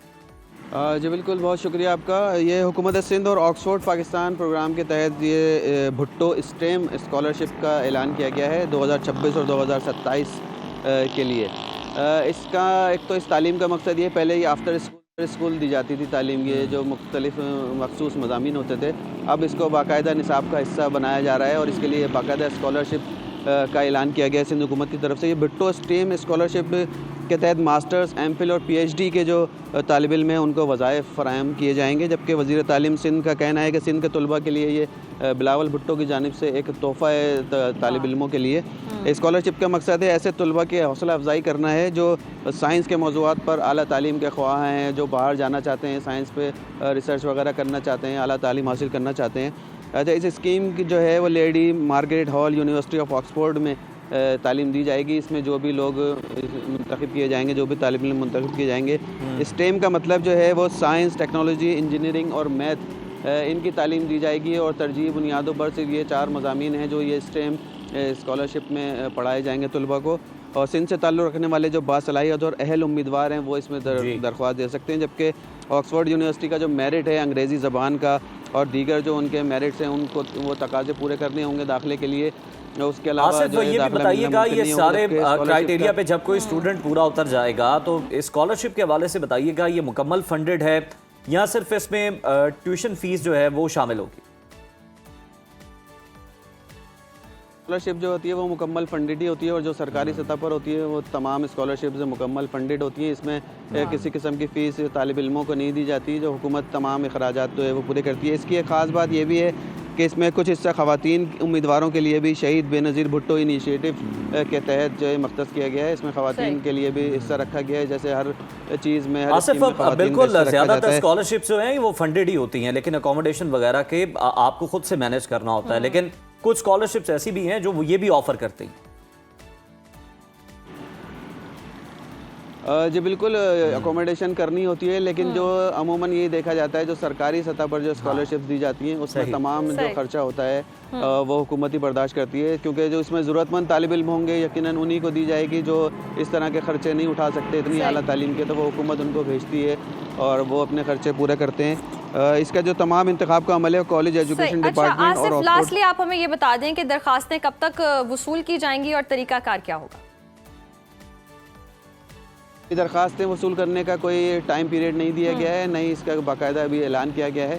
और जब ये ऐलान होगा तो ज़ाहिर बात है उसकी तशहीर भी की जाएगी कि बाकायदा दरख्वास्तें वसूल होना शुरू हो गई हैं, इसकी तो जो भी ख्वाहिशमंद होंगे तालिब इल्म जो होंगे वो फिर इसमें दरख्वास्त दे सकते हैं। जो क्राइटेरिया पूरा करेगा उसको दाखिला मिलेगा और वो ख्वाहिशमंद तलबा स्कॉलरशिप जो पे हैं जाएगा। वो दरख्वास्त दे सकते हैं। बहुत शुक्रिया आसिफ अली सैयद, आपने इस हवाले से हमें आगाह किया और यकीनन ये एक अच्छी अपॉर्चुनिटी है सिंध में जितने भी तलबा हैं और अच्छा इनिशिएटिव है कि अब ऑक्सफोर्ड में भी जा सकते हैं, लेकिन अंग्रेज़ी ज़ुबान जो है वो थोड़ी सी रुकावट बनती है और वी होप कि उसमें भी जो हुकूमत सिंध है उसमें महारत हासिल की जा सकती है, कम वक्त के मदद दौरान। फराहम करे। आइल्स होता है, टॉफिल होता है, तो इन पर जी आप इंग्लिश जो है उस पर ज़ुबान पर जो उबूर हासिल करके आप ऑक्सफोर्ड गोल्डन अपॉर्चुनिटी है वहाँ देखा जाए तो। खैर एक और ख़बर आपके साथ शामिल कर देते हैं जनाब, शेयर भी करते हैं। पाकिस्तान की मारूफ अदाकारा सबा कमर इस वक्त तनाज़े में हैं। सबा कमर ने पुलिस यूनिफॉर्म पहनकर एक वीडियो शूट करवाया जिस पर मुकदमा दर्ज करवाने की दरख्वास्त दायर की गई है। लाहौर की सेशन कोर्ट में दायर दरख्वास्त में इल्ज़ाम लगाया गया कि सबा कमर ने बगैर इजाज़त पुलिस की वर्दी पहनकर वीडियो शूट करवाया और SP का बैच भी लगाया। दरख्वास्त गुजार वसीम जवार के मुताबिक पुलिस यूनिफॉर्म इस्तेमाल करने के लिए पहले NOC लेना ज़रूरी है। और दरख्वास्त में कहा गया है कि जी थाना पुरानी अनारकली में मुकदमा दर्ज करने की दरख्वास्त दी गई थी, लेकिन अभी तक कार्रवाई नहीं हुई है। अदालत ने समाअत को 14 जनवरी तक मुलतवी कर दिया है और इस मामले पर सबा कमर ने अपना रद्दमल भी दिया। उन्होंने बड़े ही मज़ाहिया अंदाज में लिखा है कि खुदाया आजकल मैं बहुत ज़्यादा मशहूर हो गई हूँ और मुस्कुराते हुए इमोजीज़ भी शामिल किए हैं और ये मामला सोशल मीडिया पर भी ज़ेर बहस है और सारिफीन ने भी दोनों जानिब के मौक़िफ़ पर अपनी राय दी है। तो यस, अगर NOC जारी होना चाहिए पहले, अगर रूल्स हैं तो उन रूल्स को फॉलो करना चाहिए। यूनिफॉर्म है उसकी अपनी एक रूल्स किस हद तक रिलैक्स हो सकते हैं, कहाँ पर छूट है, कहाँ पर रिलैक्सेशन है, ये भी देखना ज़रूरी है। आप इस मामले पर क्या राय रखते हैं वो जनाब आप अपने कमेंट्स की सूरत में हमें बता सकते हैं। पाकिस्तान टेलीकम्युनिकेशन अथॉरिटी की बात करें तो PTA ने ये फैसला किया है, मतलब आईफोन्स पे PTA काम नहीं होने वाला। अब तमाम सिम्स जो हैं ये लाजमी तौर पर सारिफ के अपने नाम पर रजिस्टर्ड होंगी। PTA के मुताबिक कोई भी सिम अगर किसी और के नाम पर हो तो इसका इस्तेमाल कानून के खिलाफ होगा। इसके अलावा सिम के गलत इस्तेमाल की पूरी जिम्मेदारी रजिस्टर्ड सारिफ पर आयद होगी। तो बस अब देख लें आप अपनी जो सिम्स हैं वो टेलीकॉम के कनेक्शंस के इस्तेमाल के लिए आप खुद जिम्मेदार होंगे, क्योंकि PTA ने वाज़े किया है कि कॉल्स, मैसेजेस और डेटा के इस्तेमाल के ज़वाबित की पाबंदी लाजमी है और ख़िलाफ़ वर्जी की सूरत में कानूनी कार्रवाई भी की जा सकती है। तो ये आपके अपने ही फ़ायदे की बात है कि अगर आपके नाम पर सिम रजिस्टर्ड होगी तो जो भी एक्टिविटीज़ हो रही हैं वो आपको पता भी आपके नाम से ही होंगी, और अगर किसी और से रजिस्टर्ड होगी और वो कुछ और मामला सर अंजाम दे रहा हो तो उसकी बली आप क्यों अपने सर पर लेंगे। तो अपना खुद ही ख्याल करें। हाँ, और बड़ा इजी है, आप चेक कर सकते हैं कि आपके नाम पर कितनी सिम एक्टिव आगे हैं। जितने भी प्रोसेस है ना वो सिम के थ्रू भी होनी है। मैसेज के थ्रू आप चेक कर सकते हैं कि जनाब आपके नाम पे कितनी सिम एक्टिव हैं, और अगर आप बंद करवाना चाहेंगे ये मेरे नाम पे एक्टिव नहीं है तो आप उसको इजीली बंद भी करवा सकते हैं। तो जनाब ये बड़ा ज़रूरी है। और जहाँ तक आपने सिम की बात की तो लैंड रिकॉर्ड अथॉरिटी में भी ये मसला आ रहा था कि लोगों के नाम सिम रजिस्टर्ड नहीं है और जनाब मैसेज कहीं और जाता था, तो आपके नाम की जो सिम है और वो CNIC के थ्रू ही वो OTP आएगा तो ही आपको लैंड भी कहते हैं। चलें जी, ये सिम के बाद फिर व्हाट्सएप बड़ा इंपॉर्टेंट होता है और शायद ही हम में से कोई ऐसा होगा जो सुबह उठकर अपना व्हाट्सएप चेक ना करे। लेकिन क्या आप जानते हैं कि जिस वक्त आप मैसेज पढ़ रहे होते हैं, हो सकता है कोई और भी आपके अकाउंट को खामोशी से देख रहा हो, मॉनिटर कर रहा हो, और अब हैकर्स को आपके फोन की जरूरत नहीं, इमेजिन करें और खौफ का शिकार हो। बस एक लिंक या तस्वीर के जरिए ऐसा मुमकिन है कि आपके अकाउंट का कंट्रोल किसी और के हाथ में भी चला जाए। जी, और अगर आप समझते हैं कि आपका व्हाट्सएप जो है वो एंड टू एंड इनक्रिप्टेड है हाँ। और मुकम्मल महफूज है तो आप गलत भी हो सकते हैं। हैकर्स ने अब जो है वो घोस्ट पेयरिंग का नया रास्ता ढूंढ निकाला है। जानने वाले जो हैं उनके नंबर से आने वाले मैसेजेस भी बड़ा फ्रॉड हो सकते हैं। आपका अकाउंट हैक हो जाए तो उसे सेकंड में कैसे जी पहचानना है, और इसी पर बात करने के लिए हमने एक हैकर है दावत Hamza Rabbani cyber security expert ने हमें ज्वाइन किया है। एथिकल हैकर है जी उनसे जान लेते हैं जी। बहुत शुक्रिया जी आपके वक्त का। Welcome to Suno Pakistan. तो सबसे पहले तो हमें ये बताएं कि घोस्ट ये पेयरिंग टेक्निक क्या है और ये आम हैकिंग से कैसे मुख्तलिफ है। अस्सलाम वालेकुम, थैंक यू सो मच, आपने मुझे मौका दिया। घोस्ट पेयरिंग की जो टेक्निक है ये बेसिकली एक सोशल इंजीनियरिंग टेक्निक का ही एक्सटेंडेड पार्ट है, जहाँ पे आपको एक लिंक आता है, आप उस लिंक पे क्लिक करते हैं और लिंक पे क्लिक करने के बाद आपको फेसबुक या जीमेल या किसी भी और नोन प्लेटफॉर्म का इंटरफेस नजर आता है, बज़ाहिर इंटरफेस नजर आता है, एक्चुअली लिंक किसी और चीज की होती है। वहां पे आपसे वो कहता है कि लेट्स से आपने कोई इमेज देखनी है या पिक्चर देखनी थी, तो उसके लिए आपने वो लिंक पे क्लिक किया और अब वो आपसे आपका फोन नंबर मांग रहा है। आप वहां पे जैसे ही फोन नंबर एंटर करेंगे तो आपको व्हाट्सएप के ऊपर एक नोटिफिकेशन आएगा कि आप अगर आप उसको इंग्लिश में पढ़ें तो क्लियरली मेंशन्ड है कि एक और वेब के ऊपर डिवाइस आपके साथ पेयर करना चाह रही है। लेकिन आमतौर पर लोग पढ़ते नहीं हैं और उसको क्लिक करते हैं, तो वहां पे OTP एंटर करने की ऑप्शन है और वो OTP जो है वो वेबसाइट के ऊपर शो हो रहा है। आपने वो OTP जैसे ही व्हाट्सएप के ऊपर डाला तो आपका व्हाट्सएप एक्चुअली हैकर के ब्राउजर के साथ इंटीग्रेट हो गया साइलेंटली।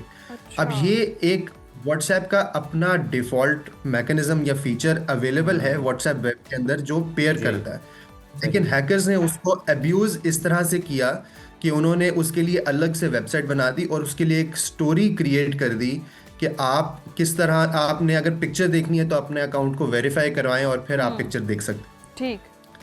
इस चीज़ को अब्यूज़ करते हुए बहुत सारे लोगों के, जो लोग थोड़ा सा टेक्नोलॉजी को लेके इतना टेक सेवी नहीं है, बहुत ज़्यादा गौर नहीं करते, उनके व्हाट्सएप्स हैक हो रहे हैं। और अगर इसी तरह का लिंक आपके किसी जानने वाले बंदे के व्हाट्सएप से आ जाए तो नेचुरली आप उस लिंक पर क्लिक भी करते हैं और आप उसको ट्रस्ट भी कर रहे हो। अच्छा हमजा, हमें ये भी बताइएगा कि व्हाट्सएप की जो हम 2 फैक्टर ऑथेंटिकेशन ऑन रखते हैं, एंड टू एंड इनक्रिप्शन है, ये इस नए हमले को रोकने में क्या नाकाम हो चुकी है, फेल है ये?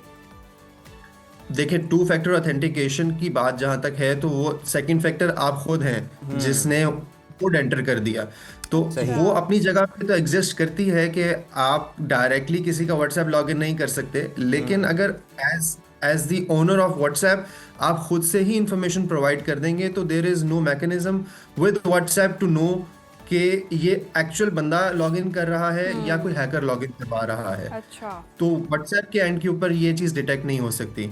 और जहां तक बात रही एंड टू एंड इंक्रिप्शन की, तो एंड टू एंड इंक्रिप्शन तो ओवर द नेटवर्क, यानी कि आपके मोबाइल से जो मैसेज जा रहा है ओवर द इंटरनेट और अल्टीमेटली दूसरे बंदे के फ़ोन तक पहुंच रहा है, ये बात तो इस इंक्रिप्शन की है कि फ़ोन से निकलने वाला मैसेज और पहुंचने तक के दरमियान में जो कम्युनिकेशन है वो इंक्रिप्टेड है। अच्छा। अब अगर किसी, आप जैसे व्हाट्सएप वेब आप सारे इस्तेमाल करते हैं या डेस्कटॉप वर्जन व्हाट्सएप इस्तेमाल करते हैं, तो वही मैसेज आपको जो शो हो रहे हैं, अब बिल्कुल उसी मैकेनिज्म को यूज करते हैकर ने अपने पास पेयर कर लिया आपका व्हाट्सएप, तो उसको भी वही चीजें नजर आएंगी जो आपको अच्छा, नजर तो हमजा, क्या वाकई सिर्फ एक तस्वीर या लिंक पर क्लिक करने से पूरा अकाउंट हैकर्स के पास जा सकता है? इसके अंदर थोड़ा सा जैसे मैंने पहले एक्सप्लेन किया कि आपका एज ए विक्टिम भी रोल आप प्ले कर रहे होते हैं। अगर आपको लिंक आता है, लिंक पे आप क्लिक करेंगे, उसके बाद आपसे वो फोन नंबर मांगेगा, आप मत दे, आप वो फोन नंबर मत दें वहां पे।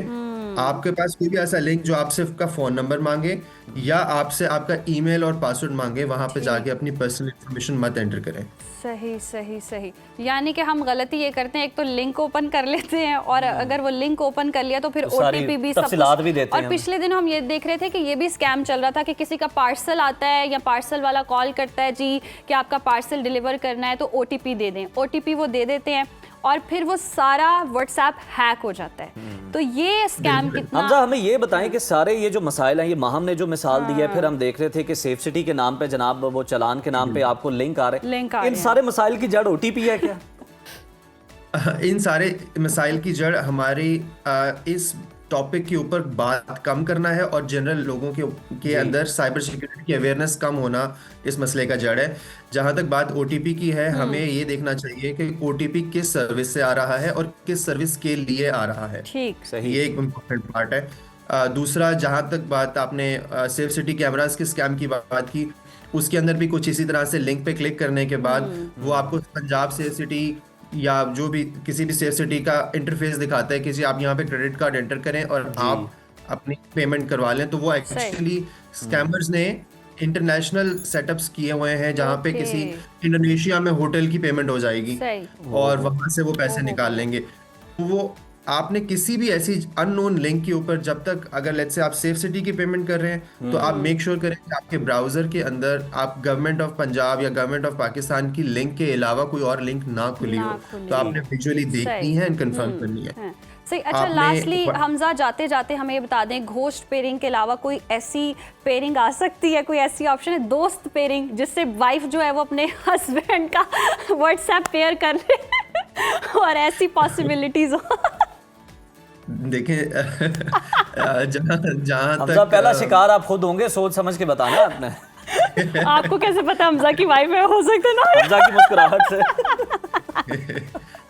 देखिए, फिजिकल एक्सेस जिसके पास फोन की है वो तो डेफिनेटली इस चीज को ज्यादा आसानी से कर सकते हैं, उनको इतना स्टैंडर्ड लेवल पे जाने की जरूरत नहीं है। सही।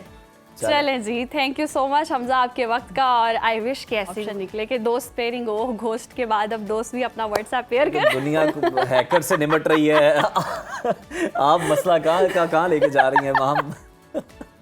देखिए, मोहब्बत करने वाले जो होते हैं ना, वो हर चीज़ का पेयर होता है, तो दुनिया में हर चीज़ का पेयर उतरा है, तो फिर पेयरिंग में हर चीज़ होनी चाहिए। अब जब इतनी बातें हो रही हैं, मोहब्बत की बातें हो रही हैं, दिसंबर भी है, शेर व शायरी भी होनी चाहिए, और मेरे ज़हन में भी शेर आ रहा है कि कैसे कह दूं कि मुझे छोड़ दिया है उसने। वाह वाह। कैसे कह दूं कि मुझे छोड़ दिया है उसने, बात तो सच है मगर बात है रुसवाई की। हाय हाय हाय हाय। नाजरीन, उर्दू शायरी की मारूफ और दिल की आवाज़ बनने वाली शायरा परवीन शाकिर की आज 31वीं बरसी, और उनकी शायरी आज भी लोगों के दिलों में एहसासात के रंग बिखेरती है, और सुखन की महफिलें और उनके जो अशार हैं आज भी आबाद हैं। और परवीन शाकिर 24 नवंबर 1952 को कराची के एक इल्मी घराने में पैदा हुई। उनकी दिलचस्पी अंग्रेज़ी अदब में इतनी ज़्यादा थी कि उन्होंने जामे कराची से MA की सनद हासिल की, और फिर वो बड़ी बेहतरीन शायरा भी बनी। परवीन शाकिर साहिबा ने अपनी शायरी का सफ़र 1970 की दिहाई में शुरू किया। रेडियो पाकिस्तान के बज़्म तलबा मुशायरे में पहली बार इनाम जीता। परवीन शाकिर 9 साल तक कराची के अब्दुल्ला कॉलेज में अंग्रेज़ी की लेक्चरर, और बाद में सिविल सर्विस का इम्तिहान पास करके सरकारी मुलाजमत इख्तियार की।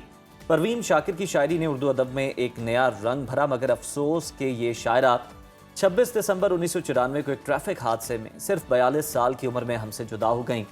उनकी खिदमात के तरफ में हुकूमत पाकिस्तान ने 1990 में उन्हें तमग़ा हुस्ने कारकर्दगी से नवाजा, और इस्लामाबाद की एक मारूफ शायरा भी उनके नाम से मंसूब है। और उनके अशार आज भी दिलों को छूते हैं, और हर नई नस्ल के लिए एक तहरीक और एहसास की अलामत है। आवाज़ दे के देख लो, शायद वो मिल ही जाए, वरना ये उम्र भर का सफ़र रायगा तो है।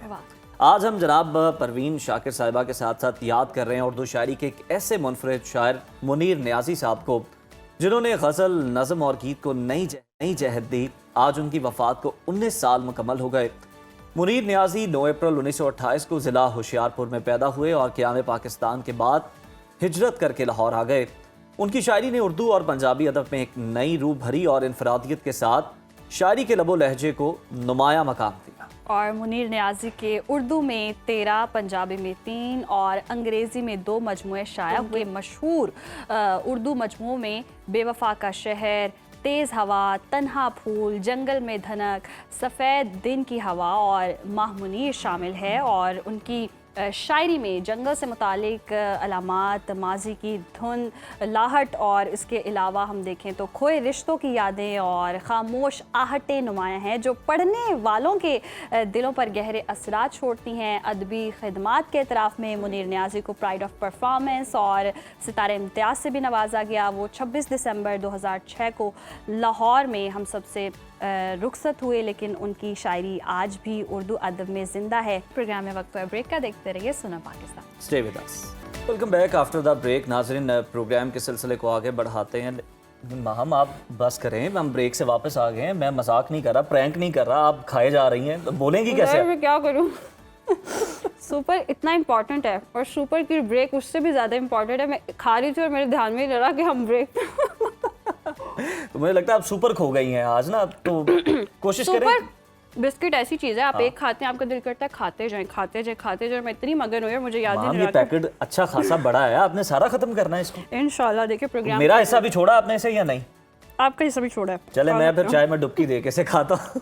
आप आगाज करें ताकि प्रोग्राम में वापस आते हैं जनाब, और आपको बताते हैं एक बीमारी के हवाले से, शुगर के हवाले से, जो कि आहिस्ता आहिस्ता आपके जिस्म को मुतासिर करती है और अक्सर ये तब सामने आती है जब नुकसान हो चुका होता है। शुगर के मरीजों के लिए एक मामूली सा जख्म भी आम मसला नहीं रहता, बल्कि यही जख्म इन्फेक्शन, गैंग्रीन और बाज़ औक़ात जिस्म के मुतासरा हिस्से के ज़ाया होने का सबब भी बन जाता है। जी बिल्कुल, और सवाल ये है कि शुगर में ज़ख्म इतने ख़तरनाक क्यों हो जाते हैं, किन अलामात को नज़रअंदाज करना जान के लिए ख़तरा बन सकता है, और बर वक्त एहतियात से इन संगीन नताइज से कैसे बचा जा सकता है। इन्हीं गुफ्तगू के लिए आज हमारे साथ मौजूद है मारूफ माहिर तिब हकीम प्रोफेसर हाफिज़ फरहान हनीफ साहब। बहुत शुक्रिया हकीम साहब आपके वक्त का। Welcome to Suno Pakistan. तो शुगर के मरीज़ों में जो ज़ख्म होता है, आम तौर पर हम देखते हैं जो शुगर के पेशेंट होते हैं उनको ज़ख्म हो जाए तो वो बढ़ता चला जाता है, और समटाइम्स ऐसा होता है कि कोई उनका पार्ट कट करना पड़ता है जहाँ ज़ख्म होता है। तो ये कितना बड़ा ख़तरनाक रब्बि इश्रह ली सदरी वयस्सिर ली अमरी वहलुल उक़दतम मिन लिसानी यफ़क़हू क़ौली।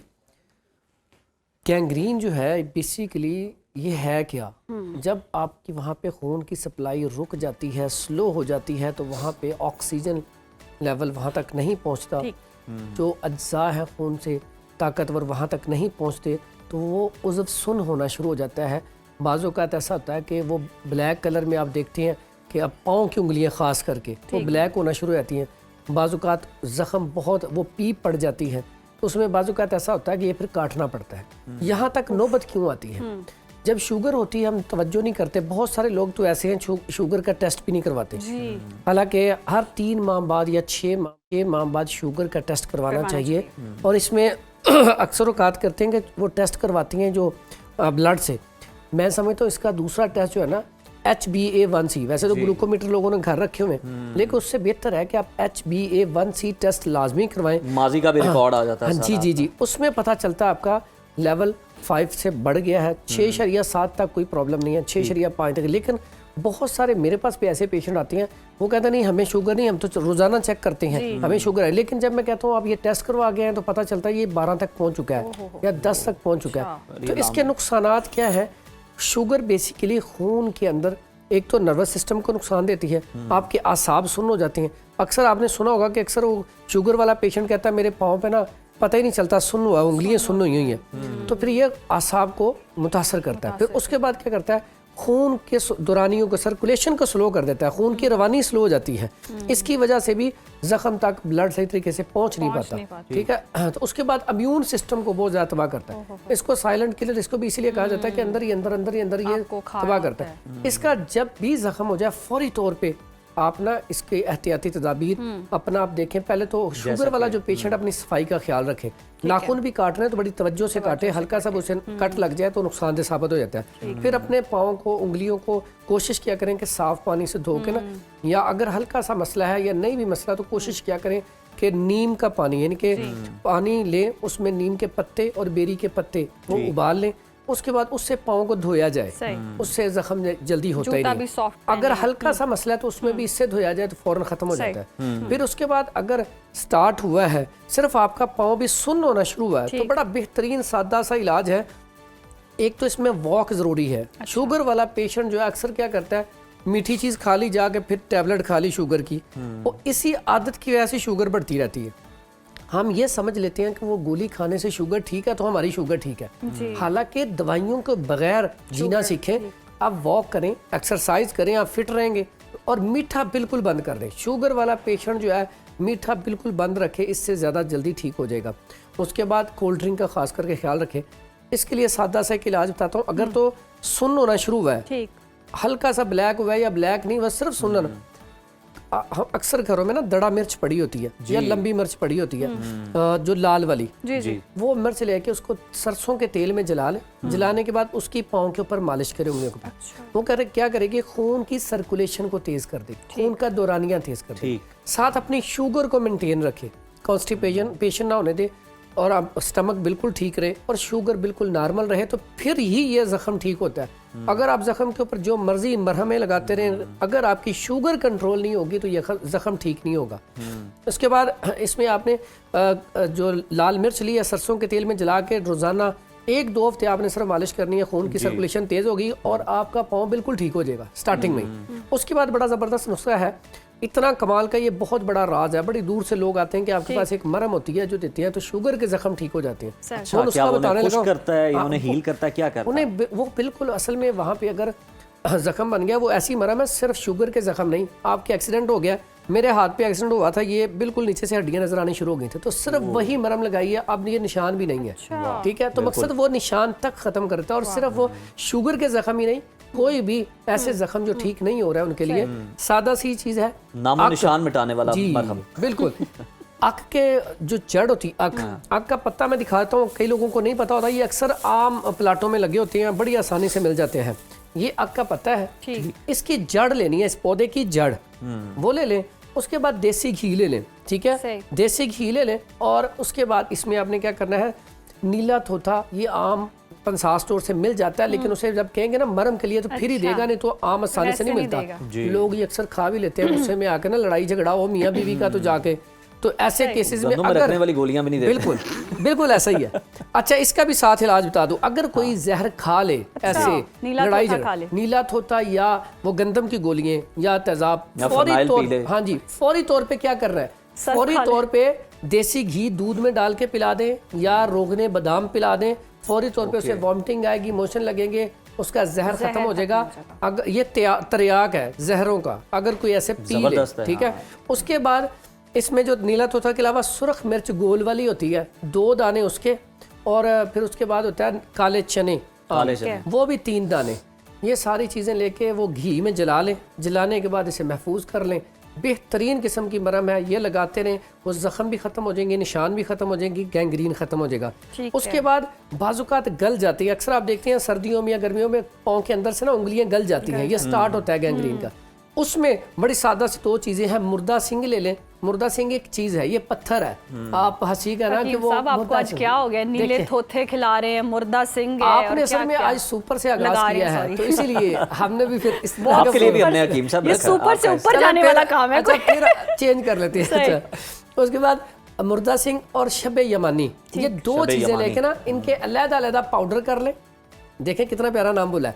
अच्छा, दोनों चीजों का पाउडर करके रख ले, और सिर्फ ये 1 हफ्ता लगाना है। जितने मर्जी आपके पाँव की उंगलियां गली हुई हैं, ठीक है, गैंग्रीन बढ़ रहा है, ये 1 हफ्ते में अल्हम्दुलिल्लाह से बिल्कुल ठीक कर देता है, ठीक है। उसके बाद इसमें आप खून की सर्कुलेशन को बेहतर करने के लिए अफसन 3 मिल जाती है, ये आम पंसार स्टोर से, अच्छी वाली लेके इसका फाइन पाउडर करके इसके कैप्सूल भर के सुबह शाम ये इस्तेमाल करें। ये क्या है, क्या ये एक जड़ी बूटी है, ये पौधा होता है तकरीबन इतना बड़ा, और ये अक्सर पाकिस्तान में मिल जाती है, आम आसानी से मिल जाती है पंसार स्टोर से। और ये एक चीज़ का इलाज नहीं है, शुगर के जख्मों का इलाज है, उसके अलावा ये मुसफ़ी खून है, दर्द चंबल के लिए भी काम करती है। फिर ऐसे लोग जिनके दाने हटते ही नहीं है, दानों के लिए भी बड़ा बेहतर। तो नाम बताने से क्यों गुरेज? अफसन 3 मैंने 3 दफा, इसका नाम है वो अफसन 3। अच्छा, आपने क्या समझा था, कोई फायदा है? अफसन 3 नाम है। आज आपने प्रोग्राम ऐसा रखा है, इसके नाम सारे कुछ मुख्तलिफ इस तरह के हैं।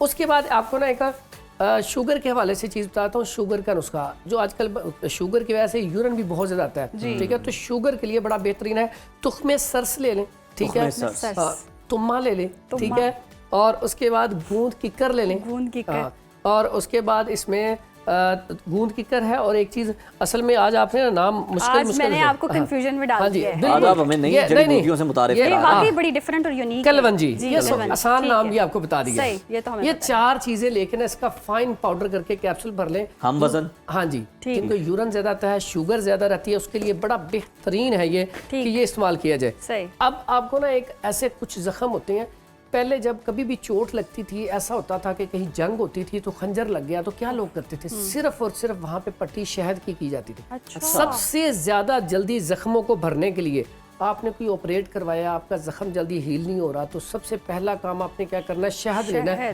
खालिस शहद लेके वहां पे रख के पट्टी कर दें। अल्लाह के हुक्म से 15 दिन के बाद देखिएगा वो जख्म भर जाएगा। उसके बाद एक आपको शहद वाला नुस्खा बताने लगा हूँ, मरहम का। उसमें शहद ले लें 1 पाव, उसमें फिर वो मुर्दा सिंह, सुहागा, और उसके बाद समंदर झाग। समंदर झाग अक्सर औकात घर में पड़ी होती है, ये एक तो आंखों के लिए बहुत अच्छी, इसका बिल्कुल पाउडर करके आंखों में डाला जाए, आंखों के लिए बहुत अच्छा है। फिर उसके बाद ये इस्त्री जो है खराब हो जाती है, इसके नीचे साफ करने के लिए बहुत अच्छा है। लेकिन ये इस दवाई में भी डलती है, ठीक है। वो झाग ले 10 ग्राम, और उसके बाद इसमें नीला थोथा वही और काफूर दोनों 3 माशा और 6 माशा काफूर ले लें। इसकी ये सारी चीजें पाउडर करके शहद में मिला के ये मरहम बना के रख लें। जैसा भी जख्म हो, कैसी भी सर्जरी हो, उसके ऊपर भी, और ये गैंग्रीन के लिए तो कमाल का रिजल्ट है। और गैंग्रीन वाला पेशेंट यकीन करें आप, ये किसी दुश्मन को भी ना लगे। ये ऐसी चीज़ है जब आपकी पहले उंगलियां कटती हैं, फिर उसके बाद पाँव कटता है, फिर टांग कटती है। बाजों का तो एक तो उज़व कटने से इंसान जो है टेंशन लेके मौत के मुंह में चला जाता है। तो ये इंसान इन जख्मों से नहीं मरता। जब आप इसमें तवज्जो नहीं करते, गफलत का शिकार होते हैं, तो फिर आपकी तबाही होती है। जब आपको ये मसला बने, आप एहतियात करें, नुस्खा ज्यादा इस्तेमाल करें, और कई लोग सिर्फ टोट के इस्तेमाल करते रहते हैं। टोटकों के साथ साथ अपनी शुगर को भी कंट्रोल रखें। तो हकीम साहब ने जी ये नुस्खे बता दिए हैं, और बड़ी खतरनाक सी ये मरज़ है। अल्लाह हर किसी को महफूज रखे, किसी को ना लगाए, और अगर कभी किसी से गलती से ऐसी चीज़ हो भी जाती है, जख्म हो भी जाता है, तो ये नुस्खे अपनाएं और अपनी सेहत का ख्याल रखें। प्रोग्राम में वक्त हुआ ब्रेक का, देखते रहिए सुनो पाकिस्तान।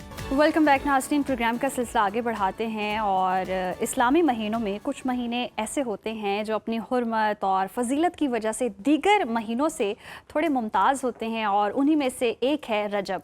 रजब वो महीना है जिसे अल्लाह ताला ने हुर्मत वाला करार दिया है, जहाँ नेकियों को बढ़ाने और गुनाहों से बचने की खुसूसी तरगीब दी गई है। ये महीना हमें न सिर्फ रूहानी तौर पर मजबूत करता है, बल्कि अमली ज़िंदगी में भी इस्लाह और एहतसाब का मौका फराहम करता है। लेकिन सवाल ये है कि रजब को हुर्मत वाला महीना क्यों कहा जाता है? कुरान और सुन्नत इस बाबरकत महीने की फजीलत को किस तरह बयान करता है, और आज की नौजवान नस्ल इस महीने से किस तरह ज़्यादा से ज़्यादा फ़ायदा उठा सकती है?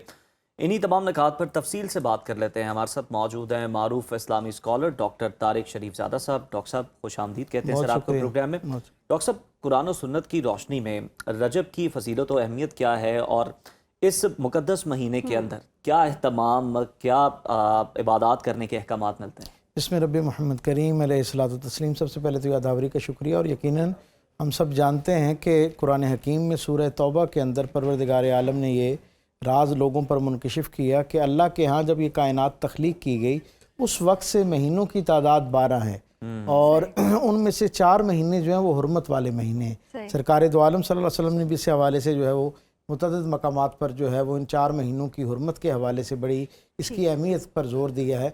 हम जानते हैं कि इस्लामी जो तरतीब है महीनों की, उस तकवीम के एतबार से ये बज़ाहिर 7वां महीना है, लेकिन ये इतना अजीम शान महीना है कि इसे रमज़ानुल मुबारक का सदर दरवाज़ा करार दिया जाता है। यानी वैसे तो जो असहाब रसूल हैं वो कहते हैं कि हम सारा साल रमज़ान के जो है वो उसकी तैयारी करते हैं, लेकिन ख़ुद सरकार दो आलम सल्लल्लाहु अलैहि वसल्लम की ज़िंदगी से भी ये साबित है, और असहाब रसूल भी ये कहते हैं कि जैसे ही रजब का चाँद नज़र आता तो सरकार दो आलम सल्लल्लाहु अलैहि वसल्लम 2 महीने पहले रमज़ान की तैयारी का एहतमाम करना शुरू कर देते। गोया ये एक ऐसा महीना है, और इसीलिए सरकार दो आलम सल्लल्लाहु अलैहि वसल्लम ने जब इस महीने का चाँद देखा रजब का, तो हुजूर इसके लिए दुआ किया करते थे कि परवरदिगार हमें रजब और शाबान के अंदर बरकत अता फरमा, और हमें आफियत के साथ जो है वो रमज़ान तक पहुंचा दे।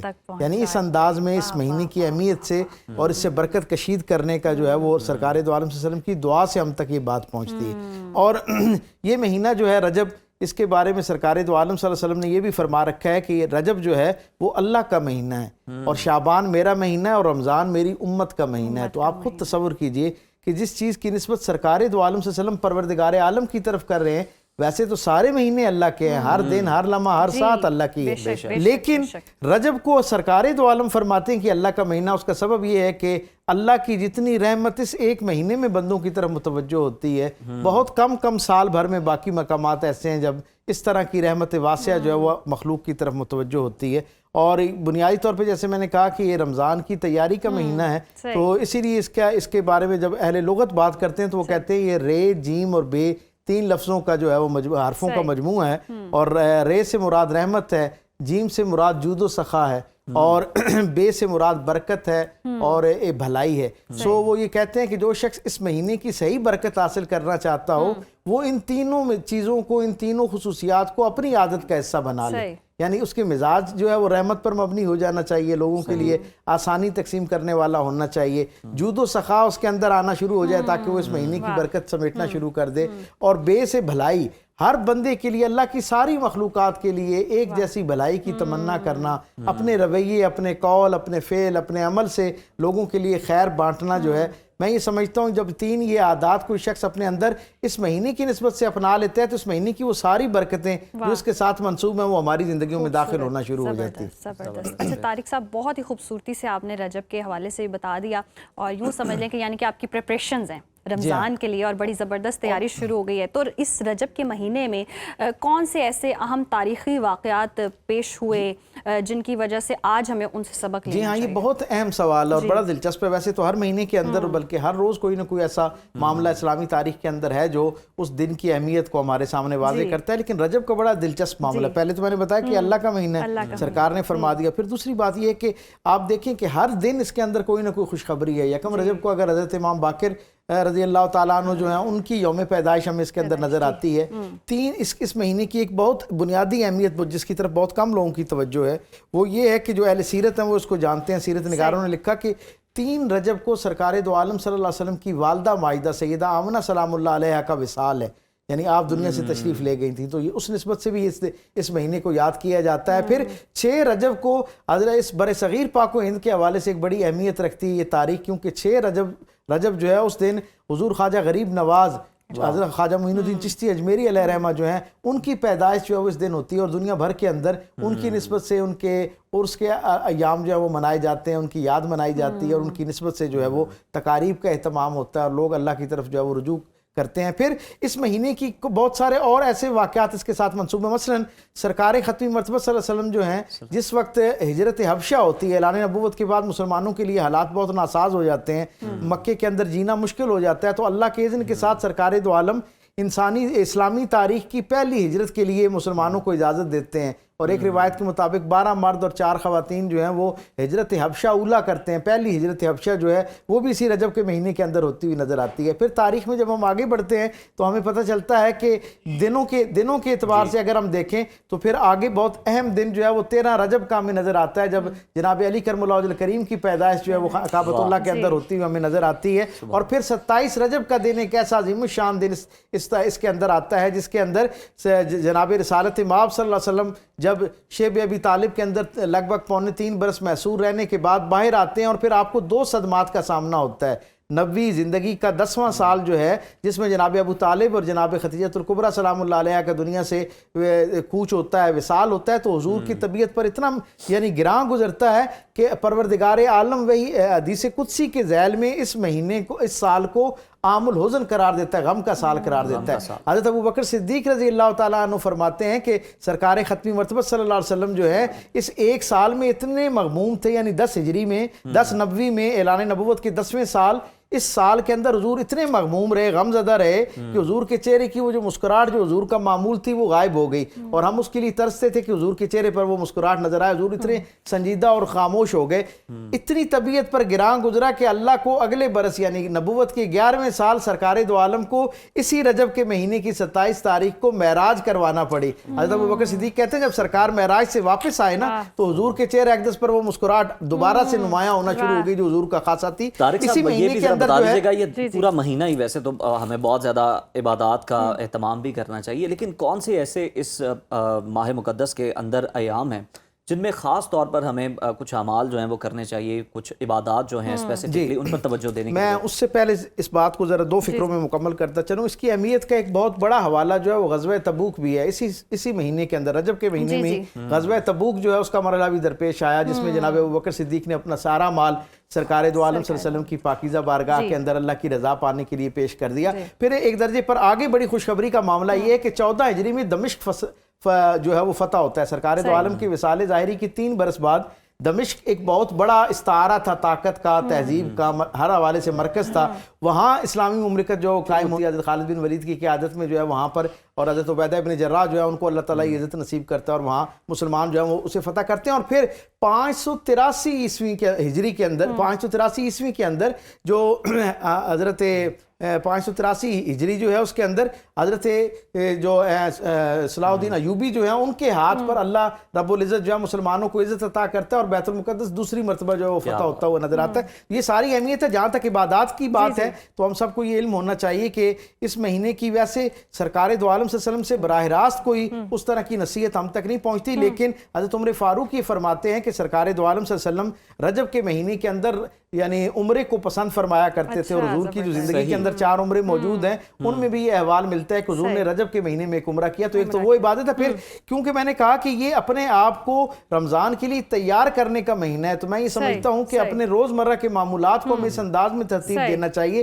ताकि जब हम रमज़ान तक पहुँचे तो उस वक्त तक हमारी आदत ऐसी हो चुकी हो हमारे लिए रमज़ान आसान हो जाए। बहुत शुक्रिया तारिक साहब आपके वक्त का, और यकीनन रजब के महीने की फजीलत हमने जानी और इसमें किन चीज़ों से इज्तनाब करना चाहिए और कौन सी इबादत करनी चाहिए वो तारिक साहब से हमने जानी। फिल वक्त जी प्रोग्राम से वक्त ख़त्म हुआ जाता है। मंडे को आपसे दोबारा मुलाकात होगी। टिल देन अल्लाह हाफ़िज़।